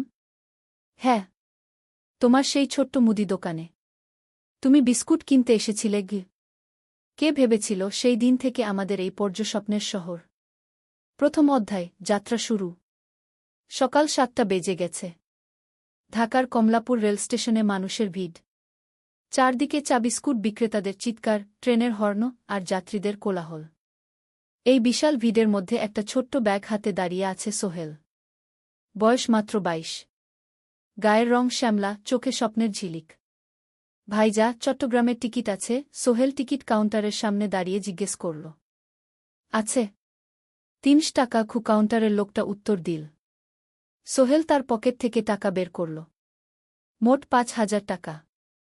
এই টাকা সে জমিয়েছে গত 3 বছরে রিকশা চালিয়ে। তার স্বপ্ন ছিল চট্টগ্রাম গিয়ে একটা ভালো চাকরি পাওয়া।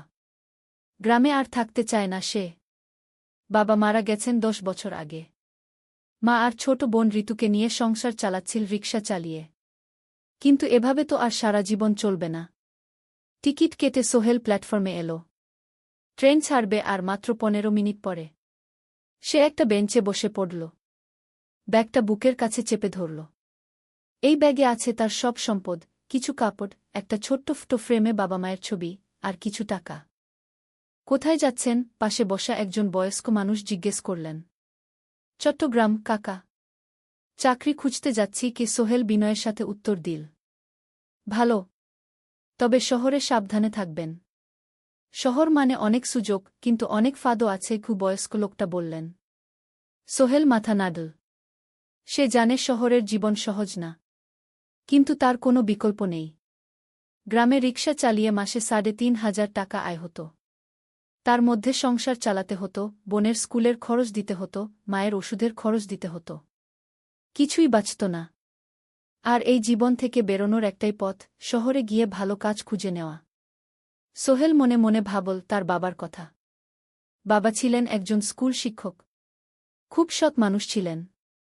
সবসময় বলতেন, সোহেল, তুই লেখাপড়া শিখে বড় মানুষ হবি। আমাদের পরিবারে আর কেউ বড় চাকরি করেনি। তুই করবি। কিন্তু বাবা যখন মারা গেলেন তখন সোহেল মাত্র এসএসসি পরীক্ষা দিয়েছে। ফলাফল ভালো হয়েছিল, জিপিএ অর্ধচতু। কিন্তু বাবার মৃত্যুর পর আর পড়া হল না।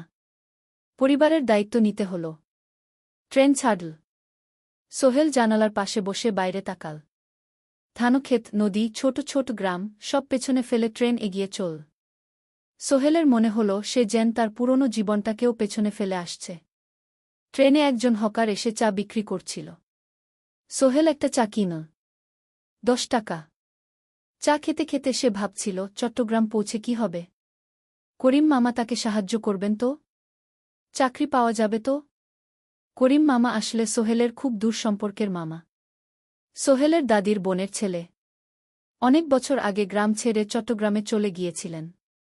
সেখানে একটা কনস্ট্রাকশন কোম্পানিতে কাজ করেন। বছরে একবার দুবার গ্রামে আসতেন। গত বছর যখন এসেছিলেন তখন সোহেলের মাকে বলেছিলেন সোহেলকে চট্টগ্রাম পাঠান। আমি একটা কাজের ব্যবস্থা করে দেব। সেই কথাতেই ভরসা করে সোহেল আজ এই যাত্রা। দ্বিতীয় অধ্যায়, নতুন শহর। চট্টগ্রাম পৌঁছাতে প্রায় 6 ঘণ্টা লেগে গেল। দুপুর 1টা বাজে। সোহেল স্টেশন থেকে বের হয়ে শহরের রাস্তায় দাঁড়াল। কি বিশাল শহর! এত গাড়ি, এত মানুষ। চারদিকে উঁচু উঁচু বিল্ডিং, দোকানপাট, মানুষের ভিড়। সোহেল কিছুক্ষণ দাঁড়িয়ে থাকল সব কিছু দেখতে দেখতে। তার মনে হচ্ছিল সে যেন অন্য কোনো পৃথিবীতে এসে পড়েছে। তার পকেটে একটা ছোট্ট কাগজ আছে। সেখানে লেখা একটা ঠিকানা, করিম মিয়া, বাড়ি নং 23, রোড নং 5, আগ্রাবাদ, চট্টগ্রামকে। সোহেল একটা রিকশা ডাকল। কত নেবেন আগ্রাবাদ যেতে? 50 টাকা গু। সোহেল রিকশায় উঠল। রাস্তার দুধারে দোকান, মার্কেট, অফিস, সব কিছু দেখতে দেখতে সে অবাক হয়ে গেল। এত বড় শহর, এত কিছু! গ্রামের সেই ছোট্ট বাজারের সাথে কোনো তুলনাই হয় না। প্রায় আধা ঘণ্টা পর রিকশা একটা পুরনো বাড়ির সামনে থামল। 3 তলা বাড়ি, কিন্তু রং উঠে গেছে। সিঁড়ি দিয়ে উঠে 3য় তলায় করিম মামার ফ্ল্যাটে নক করল। দরজা খুলল এক মধ্যবয়সী মহিলা। কে? আসসালামু আলাইকুম আপা। আমি সোহেল। নোয়াখালীর গ্রাম থেকে এসেছি। করিম মামা বাড়িতে আছেন? মহিলা তাকে মাথা থেকে পা পর্যন্ত দেখল। করিম তো অফিসে গেছে। তুমি কে? কোথা থেকে এসেছ? সোহেল সব খুলে বলল। মহিলা তাকে ভেতরে ঢুকতে দিল। বসো। করিম সন্ধ্যায় ফিরবে গু। ফ্ল্যাটটা ছোট। 2টো রুম, একটা ছোট্ট রান্নাঘর আর একটা বাথরুম। কিন্তু সোহেলের কাছে খুব সুন্দর লাগল। গ্রামের সেই টিনের ঘরের চেয়ে তো অনেক ভালো। মহিলা তার নাম জানাল, সালমা। করিম মামার স্ত্রী। তাদের 2টো ছেলে, একজন ক্লাস 8-এ পড়ে, আরেকজন ক্লাস 5-এ। খেয়েছ? সালমা আপা জিজ্ঞেস করল। না আপা গু। অপেক্ষা করো। ভাত আছে, মাছ আছে। খাও। সোহেল প্রথমে রাজি হতে চাইল না। কিন্তু খুব খিদে পেয়েছিল। সকাল থেকে শুধু একটা চা আর বিস্কুট খেয়েছে। খাওয়া দাওয়ার পর সোহেল বসে রইল। সালমা আপা তাকে গল্প করতে লাগল। তোমার মা কেমন আছেন? তোমার বোন? ভালো আছে আপা। মার একটু গেটে বাত আছে। ওষুধ খাচ্ছেন। বোন স্কুলে পড়ে কু। তুমি কি করতে চাও এখানে? চাকরি খুঁজছি আপা। যে কোনো কাজ করব। বাসায় মা আর বোনকে টাকা পাঠাতে হবে। সালমা আপা মাথা নাড়ল। করিম তোমার জন্য কিছু একটা করবে। সে ভালো মানুষ গ। সারাদিন অপেক্ষা করু সোহেল। সন্ধ্যা 6টায় করিম মামা ফিরলেন। 50-এর কাছাকাছি বয়স, কালো রঙের প্যান্ট শার্ট পরা, হাতে একটা ব্যাগ। আরে সোহেল, কবে এলি? করিম মামা খুশি হয়ে বললেন। আজ সকালে মামা গু। করিম মামা তাকে জড়িয়ে ধরলেন। অনেকদিন পর দেখলাম। কেমন আছিস? ভালো আছি মামা গি। ভালো করেছিস এসে। এখানে অনেক সুযোগ আছে। তোর জন্য একটা কাজের ব্যবস্থা করে দেব। তবে প্রথমে কয়েকদিন এখানে থাক। শহরটা একটু চিনে নে। তারপর কাজে যোগ দিবি। সোহেলের মনে আসার আলো জ্বল। সে ভাবল হয়তো তার ভাগ্য এবার পাল্টাবে। 3য় অধ্যায়, প্রথম চাকরি। 1 সপ্তাহ পরে করিম মামা সোহেলকে তার কোম্পানিতে নিয়ে গেলেন। কোম্পানির নাম আলামিন কনস্ট্রাকশন। অফিসটা শহরের কেন্দ্রে, 5 তলা একটা বিল্ডিংয়ের দোতলায়। মালিক আলী সাহেব। 50-এর কাছাকাছি বয়স, মোটা চেহারা, চোখে সোনার ফ্রেমের চশমা। বড়লোক মানুষ, কিন্তু খুব কড়া। এই ছেলেটাকে কি কাজে লাগাবেন? আলী সাহেব করিম মামাকে জিজ্ঞেস করলেন। স্যার, ও আমার আত্মীয়। গ্রাম থেকে এসেছে। খুব পরিশ্রমী। যে কোনো কাজে লাগাতে পারেন উ। আলী সাহেব সোহেলের দিকে তাকালেন। তুমি কি পড়েছ? Sir, SSC pass. জিপিএ অর্ধচতু উ। হুম। ভালো। কম্পিউটার চালাতে পারো? না স্যার, পারি না। কিন্তু শিখতে চাই উ। আলী সাহেব একটু ভাবলেন। ঠিক আছে। তোমাকে অফিসের কাজে রাখব। ফাইল গুছানো, চা বানানো, কাগজপত্র নিয়ে যাওয়া না, এসব। মাসে 5,000 টাকা। রাজি আছো? জি স্যার। সোহেল খুশি হয়ে গেল। 5,000 টাকা। রিকশা চালিয়ে 3,500 পেত। এখানে 5,000। কাজ শুরু হলো পরদিন থেকে। সকাল 8টায় অফিসে যেতে হয়, ফিরতে হয় সন্ধ্যা 7টায়। প্রথম দিন সোহেল ঘুম থেকে উঠল ভোর 5টায়। তৈরি হয়ে 7:30টায় অফিসের উদ্দেশ্যে বের হল। করিম মামার বাড়ি থেকে অফিস প্রায় 5 কিলোমিটার। বাসে যেতে হয়। অফিসে পৌঁছে সোহেল দেখল সেই প্রথম আলী সাহেব এখনও আসেননি। অফিস খোলা ছিল না। 8-10 মিনিট পর একজন লোক এসে অফিস খুল। তুমি নতুন? জি। আমি সোহেল গু। আমি জাহিদ, অ্যাসিস্ট্যান্ট ম্যানেজার। এসো উ। জাহিদ ভাই সোহেলকে সব কিছু দেখাল। অফিসে মোট 6 জন কর্মচারী। 2 জন ইঞ্জিনিয়ার, একজন অ্যাকাউন্ট্যান্ট, একজন অ্যাসিস্ট্যান্ট ম্যানেজার, জাহিদ ভাই, একজন রিসেপশনিস্ট, আর এখন সোহেল। সোহেলের কাজ শুরু হলো চা বানানো দিয়ে। তারপর অফিস পরিষ্কার করা, ফাইল গুছানো, কাগজপত্র এক জায়গা থেকে আরেক জায়গায় নিয়ে যাওয়া। কাজ কঠিন না, কিন্তু সারাদিন দৌড়ঝাঁপ করতে হয়। দুপুরে খাবারের জন্য আধা ঘন্টা বিরতি। সোহেল একটা ছোট হোটেলে গিয়ে ভাতডাল তরকারি খেল। 50 টাকা। সন্ধ্যায় অফিস বন্ধ হল। সোহেল ক্লান্ত হয়ে বাসায় ফিরল। কেমন লাগল প্রথম দিন? করিম মামা জিজ্ঞেস করলেন। ভালো মামা। অনেক কিছু শিখলাম ঘ। প্রথম মাসের শেষে সোহেল বেতন পেল 5,000 টাকা। সে 3,000 টাকা মাকে পাঠাল। মা ফোনে কাঁদতে লাগলেন। আল্লাহ তোকে ভালো রাখুক সোহেল উ। সোহেলের চোখেও জল এলো। তার মনে হল সে একটা বড় কাজ করতে পেরেছে। চতুর্থ অধ্যায়, শহরের জীবন। 3 মাস কেটে গেল। সোহেল এখন শহরের সাথে মিশে গেছে। প্রতিদিন অফিসে যাওয়া আসার পথে সে দেখে হাজারো মানুষের জীবন। কেউ সফল, কেউ ব্যর্থ। কিন্তু সবাই চলছে নিজের পথে। সোহেল অফিসের কাজের পাশাপাশি কম্পিউটার শেখার চেষ্টা করছে। অফিসে একটা কম্পিউটার আছে। যখন কেউ ব্যবহার করে না, তখন সোহেল একটু একটু শিখার চেষ্টা করে। জাহিদ ভাই তাকে সাহায্য করেন। সোহেল, তুমি যদি কম্পিউটার ভালোভাবে শিখতে পারো, তাহলে তোমার ভবিষ্যৎ উজ্জ্বল। জাহিদ ভাই একদিন বললেন। কিভাবে শিখব ভাই? ট্রেনিং সেন্টারে যাও। সন্ধ্যায় ক্লাস আছে। মাসে 2,000 টাকা লাগবে গি। সোহেল ভাবল। 2,000 টাকা অনেক। কিন্তু এটা বিনিয়োগ। ভবিষ্যতের জন্য। সে একটা ট্রেনিং সেন্টারে ভর্তি হল। সপ্তাহে 3 দিন, সন্ধ্যা 7:30 থেকে রাত 9টা পর্যন্ত ক্লাস। কম্পিউটারের basic, Word, Excel, PowerPoint, internet ব্যবহার।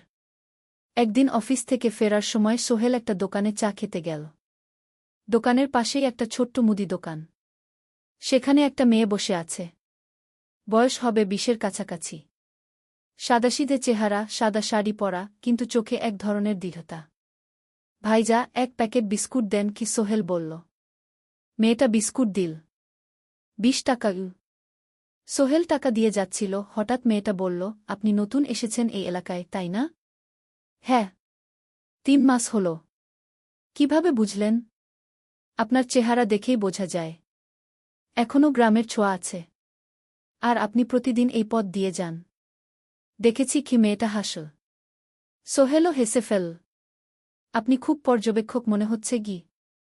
জীবনে অনেক কিছু দেখেছি। তাই মানুষকে চিনতে শিখেছি গি। আপনার নাম? মিনা। এই দোকান আমার বাবার। উনি অসুস্থ, তাই আমি দেখছি গু। সেদিন থেকে সোহেল প্রায়ই সেই দোকানে যেতে শুরু করল। মিনার সাথে গল্প করত। ধীরে ধীরে তাদের মধ্যে একটা বন্ধুত্ব তৈরি হল। মিনাও তার জীবনের গল্প বলল। মিনার মা মারা গেছেন যখন সে মাত্র 7 বছরের। বাবা আব্দুল হামিদ একা হাতে মিনাকে বড় করেছেন। মুদি দোকান দিয়ে সংসার চালান।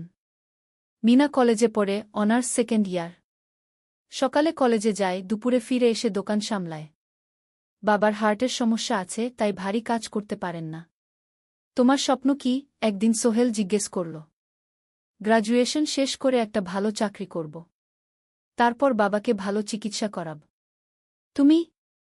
আমিও চাকরি করে পরিবারকে ভালোভাবে দেখভাল করতে চাই। মা আর বোনকে নিয়ে শহরে আনব একদিন। দুজনেই নিজেদের স্বপ্নের কথা বলতে গিয়ে বুঝল তাদের স্বপ্ন অনেকটা একই রকম। ৫ম অধ্যায়, বিপদ। ৬ মাস কেটে গেল। সোহেল এখন আলী সাহেবের খুব প্রিয় কর্মচারী। সে শুধু চাবিস্কুট দেওয়ার কাজই করে না, এখন কম্পিউটারেও কিছু কাজ শিখেছে। ছোটখাটো টাইপিং, ডেটা এন্ট্রি এসব করতে পারে। আলী সাহেব খুশি হয়ে তার বেতন বাড়িয়ে ৮,০০০ টাকা করে দিয়েছেন। একদিন রাতে সোহেল অফিস থেকে ফিরছিল। সেদিন একটু দেরি হয়ে গেছে। রাত প্রায় ৯টা। সাধারণত সোহেল সন্ধ্যা ৭:৩০টায় ফিরে। কিন্তু সেদিন অফিসে একটা জরুরি কাজ ছিল। বাস থেকে নেমে সোহেল বাড়ির দিকে হাঁটছিল। হঠাৎ একটা অন্ধকার গলিতে ৩ জন লোক তাকে ঘিরে ধরল। তাদের চেহারা দেখেই বোঝা যাচ্ছিল ভালো উদ্দেশ্য নিয়ে আসেনি। টাকা দে, তাড়াতাড়ি, একজন বলল। তার হাতে একটা ছুরি। সোহেল ভয় পেয়ে গেল। ভাই, আমার কাছে খুব কম টাকা আছে। যা আছে দে, তাড়াতাড়ি করো। সোহেল কাঁপতে কাঁপতে তার পকেট থেকে ৫ টাকা বের করে দিল। এই টাকা দিয়ে সে বাজার করবে ভেবেছিল। কিন্তু ছিনতাইকারীরা সন্তুষ্ট হল না। শুধু ৫ টাকা?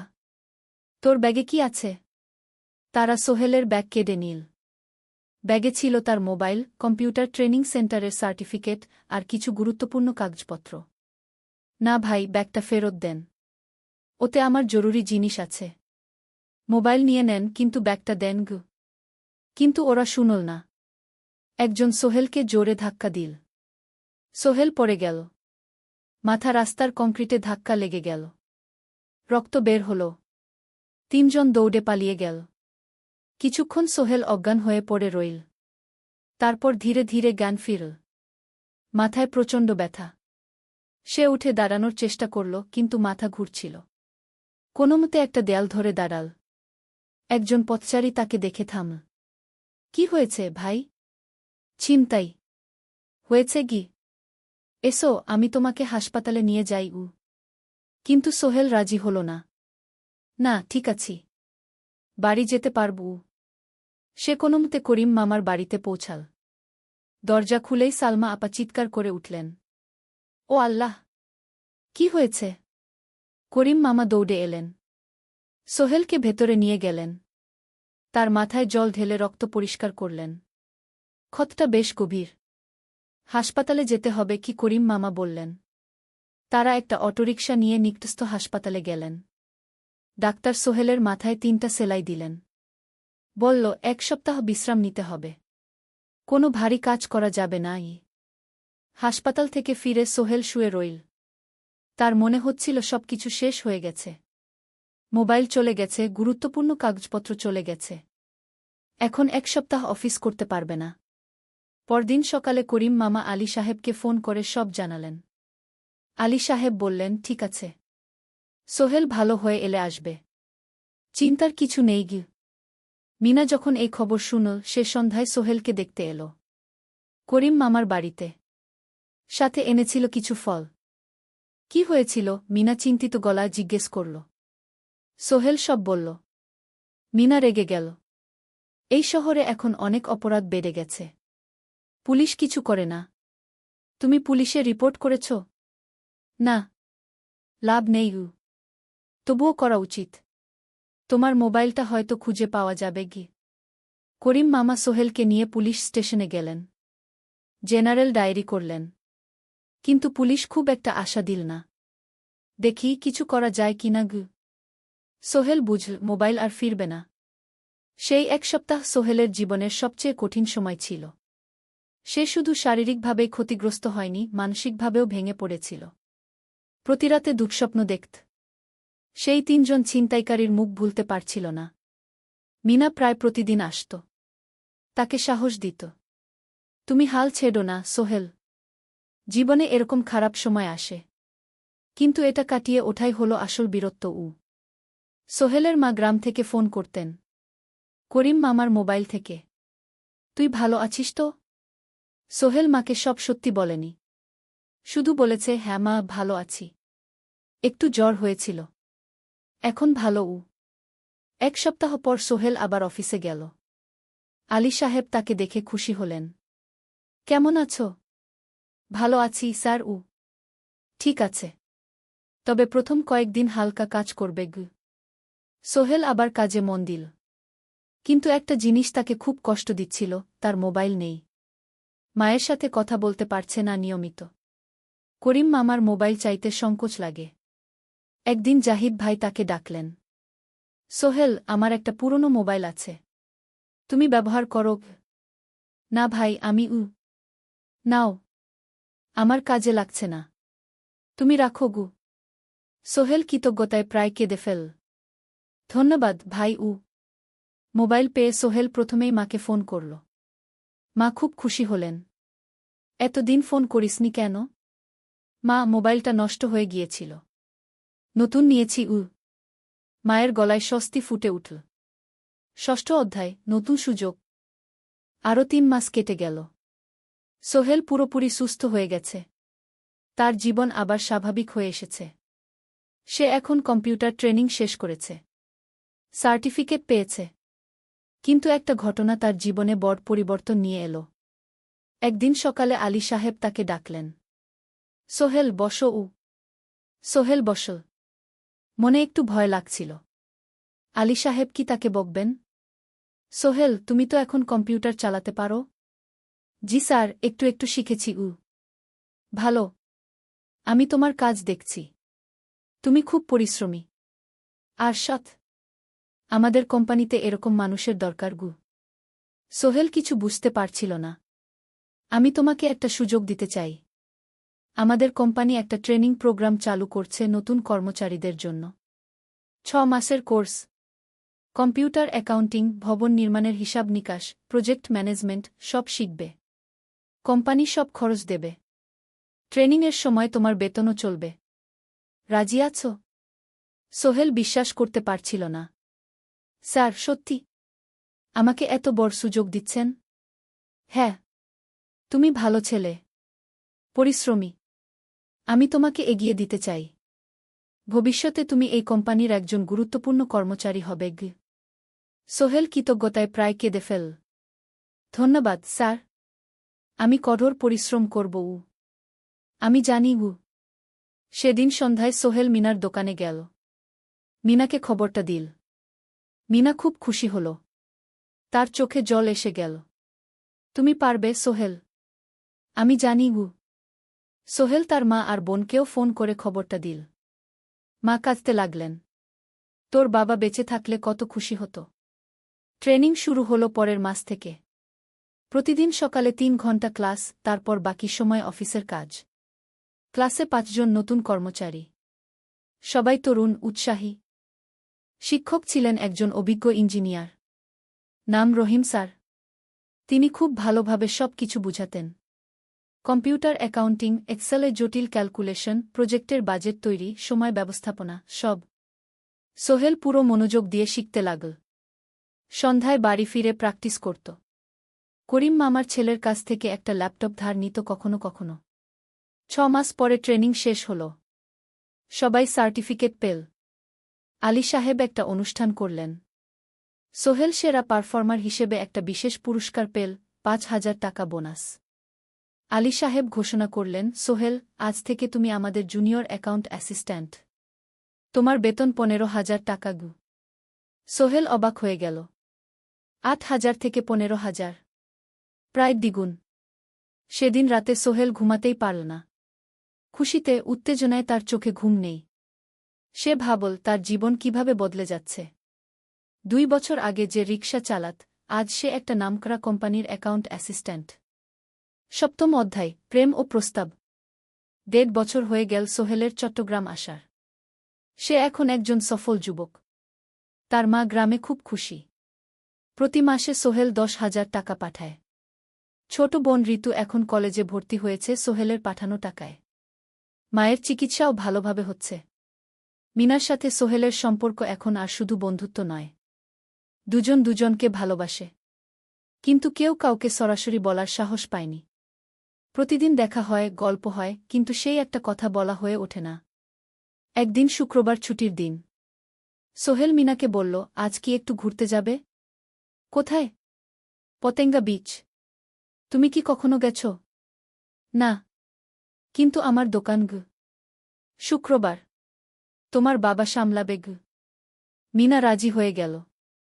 দুপুরে দুজনে বাস নিয়ে পতেঙ্গা গেল। সমুদ্র দেখে মিনা অবাক হয়ে গেল। কি সুন্দর! দুজনে বালিতে বসল। ঢেউয়ের শব্দ শুনতে শুনতে গল্প করছিল। হঠাৎ সোহেল বলল, মিনা, তোমার সাথে কিছু বলার ছিল। বলো। সোহেল একটা লম্বা শ্বাস নিল। তুমি জানো আমি তোমাকে ভালোবাসি। মিনা হাসল। তার চোখ ভিজে গেল। জানি। আমিও তোমাকে ভালোবাসি সোহেল। সোহেল অবাক হয়ে গেল। সত্যি? হ্যাঁ। অনেকদিন ধরেই জানি। তুমি আমার জীবনে এসে সব কিছু বদলে দিয়েছ। তোমার সাথে থাকলে আমার মনে হয় আমি যে কোনো কিছু করতে পারব। দুজনে কিছুক্ষণ চুপ করে বসে রইল। সমুদ্রের ঢেউ এসে পায়ে লাগছিল। সূর্য পশ্চিমে ঢলে পড়ছে। আকাশ লালকুমলা হয়ে গেছে। কিন্তু আমার বাবার সাথে কথা বলতে হবে কি? মিনা বলল। আমি তৈরি। যখন বলবে তখন বলব। পরের সপ্তাহে সোহেল মিনার বাবার সাথে কথা বলল। আব্দুল হামিদ সাহেব প্রথমে একটু দ্বিধা করলেন। তুমি কোনো পরিবারের ছেলে? তোমার বাবা কি করতেন? সোহেল সব সত্যি বলল। তার বাবা ছিলেন স্কুল শিক্ষক। মারা গেছেন 10 বছর আগে। মা গ্রামে থাকেন। ছোট বোন কলেজে পড়ে। তুমি নিজে কি করো? আমি আলামিন কনস্ট্রাকশন কোম্পানিতে জুনিয়র অ্যাকাউন্ট অ্যাসিস্ট্যান্ট। মাসে 15,000 টাকা বেতন। আব্দুল হামিদ সাহেব ভাবলেন। তারপর বললেন, দেখো, মিনা আমার একমাত্র সন্তান। তার মা নেই। আমি একা তাকে বড় করেছি। আমি চাই মিনা একজন ভালো ছেলের সাথে বিয়ে হোক। তুমি দেখতে ভালো ছেলে মনে হচ্ছে। কিন্তু আমাকে তোমার মায়ের সাথে দেখা করতে হবে। তোমার পরিবারকে জানতে হবে। জি আঙ্কেল। আমি ব্যবস্থা করছি। সোহেল খুশিতে আটখানা। সে সেদিন রাতেই তার মাকে ফোন করল। মাকে সব বলল। মা প্রথমে অবাক হলেন। তারপর খুশি হলেন। মিনা মেয়েটা কেমন? খুব ভালো মা। তুমি দেখলে পছন্দ করবে। ঠিক আছে। আমি আর ঋতু আসছি চট্টগ্রাম। 2 সপ্তাহ পর সোহেলের মা আর বোন চট্টগ্রাম এল। সোহেল তাদের নিয়ে মিনার বাড়িতে গেল। 2 পরিবার একসাথে বসল। মিনার বাবা সোহেলের মাকে দেখে খুশি হলেন। সোহেলের মা সহজ সরল ভদ্রমহিলা। আপনার ছেলে খুব ভালো। মিনা তাকে পছন্দ করে। আমিও রাজি। আব্দুল হামিদ সাহেব বললেন। আমার সোহেল সৎ ছেলে। মিনাকে খুব ভালোবাসে। আমি জানি ও মিনাকে সুখে রাখবে। কি? সোহেলের মা বললেন। বিয়ের তারিখ ঠিক হল 3 মাস পর। এই 3 মাসে সোহেল যথেষ্ট টাকা জমাবে। বিয়ে হবে সাদামাটা কিন্তু সুন্দর। 8ম অধ্যায়, নতুন পথ। 3 মাস কেটে গেল দ্রুত। সোহেল প্রতিদিন কঠোর পরিশ্রম করছিল। অফিসে তার কাজের প্রশংসা হচ্ছে। আলী সাহেব তাকে এখন ছোটখাটো প্রজেক্টের হিসাব দেখতে দিচ্ছেন। সোহেল তার সঞ্চিত টাকা দিয়ে বিয়ের আয়োজন করল। বিয়ে হল মিনার বাড়ির কাছের একটা কমিউনিটি সেন্টারে। খুব বেশি লোক আসেনি। 2 পরিবারের আত্মীয় স্বজন আর অফিসের কয়েকজন সহকর্মী। কিন্তু অনুষ্ঠান ছিল খুব সুন্দর। সোহেল যখন মিনাকে বিয়ের পোশাকে দেখল, তার মনে হল পৃথিবীর সবচেয়ে সুন্দর মেয়ে সে। লাল শাড়ি পরা, মুখে হালকা মেকআপ, কিন্তু তার স্বাভাবিক সৌন্দর্য ছিল আসল। বিয়ের পর সোহেল একটা ছোট্ট ফ্ল্যাট ভাড়া নিল। 2 রুমের ফ্ল্যাট, মাসে ভাড়া 5,000 টাকা। মিনা এখনও তার পড়াশোনা চালিয়ে যাচ্ছে। আরও 1 বছর বাকি গ্র্যাজুয়েশন শেষ হতে। সোহেলের মা আর বোন গ্রামে ফিরে গেল।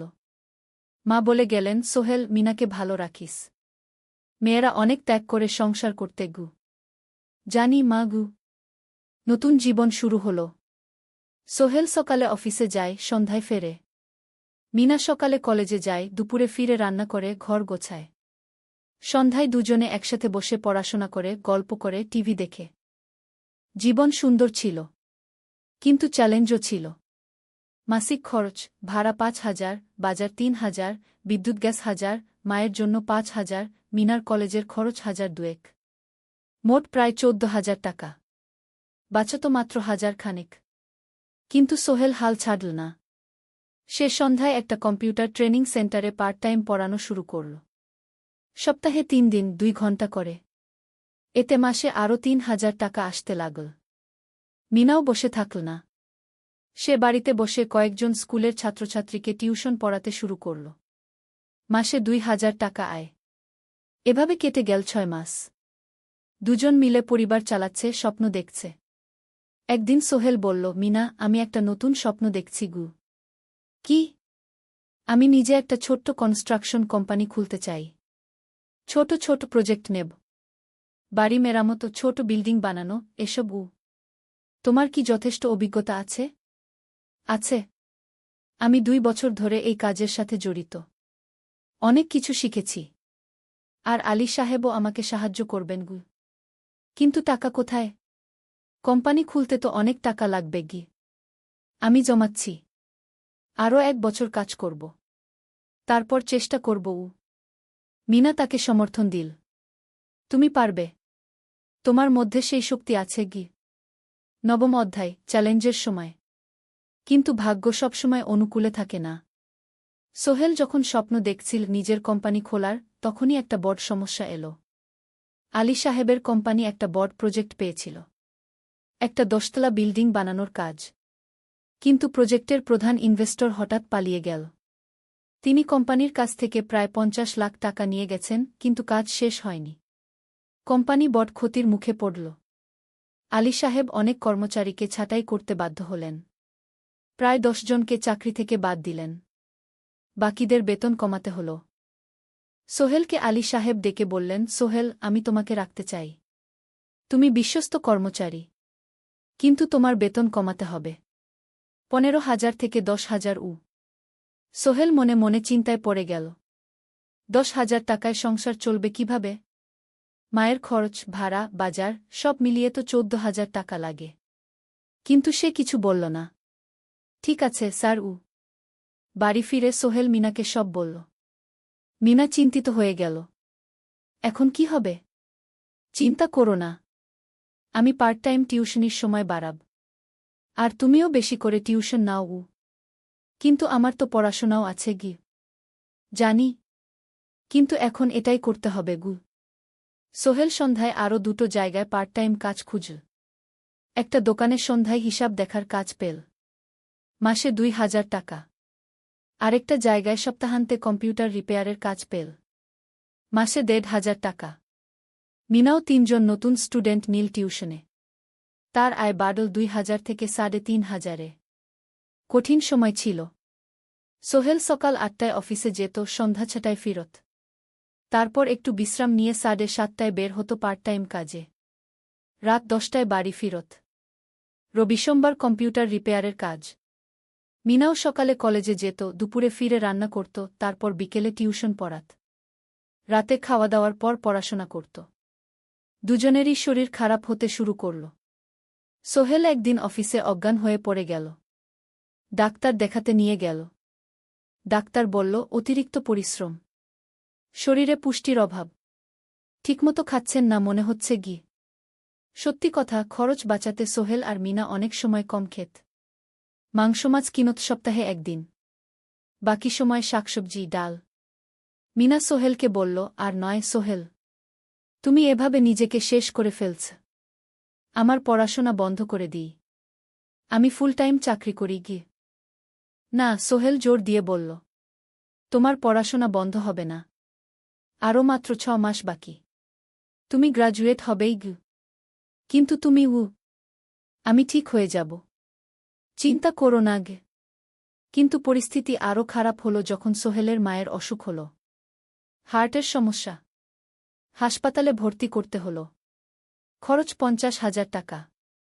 সোহেলের হাতে এত টাকা কোথায়? সে করিম মামার কাছে ধার চাইল। করিম মামা 20,000 টাকা দিলেন। বাকি 30,000 টাকা সোহেল একটা এনজিও থেকে ঋণ নিল।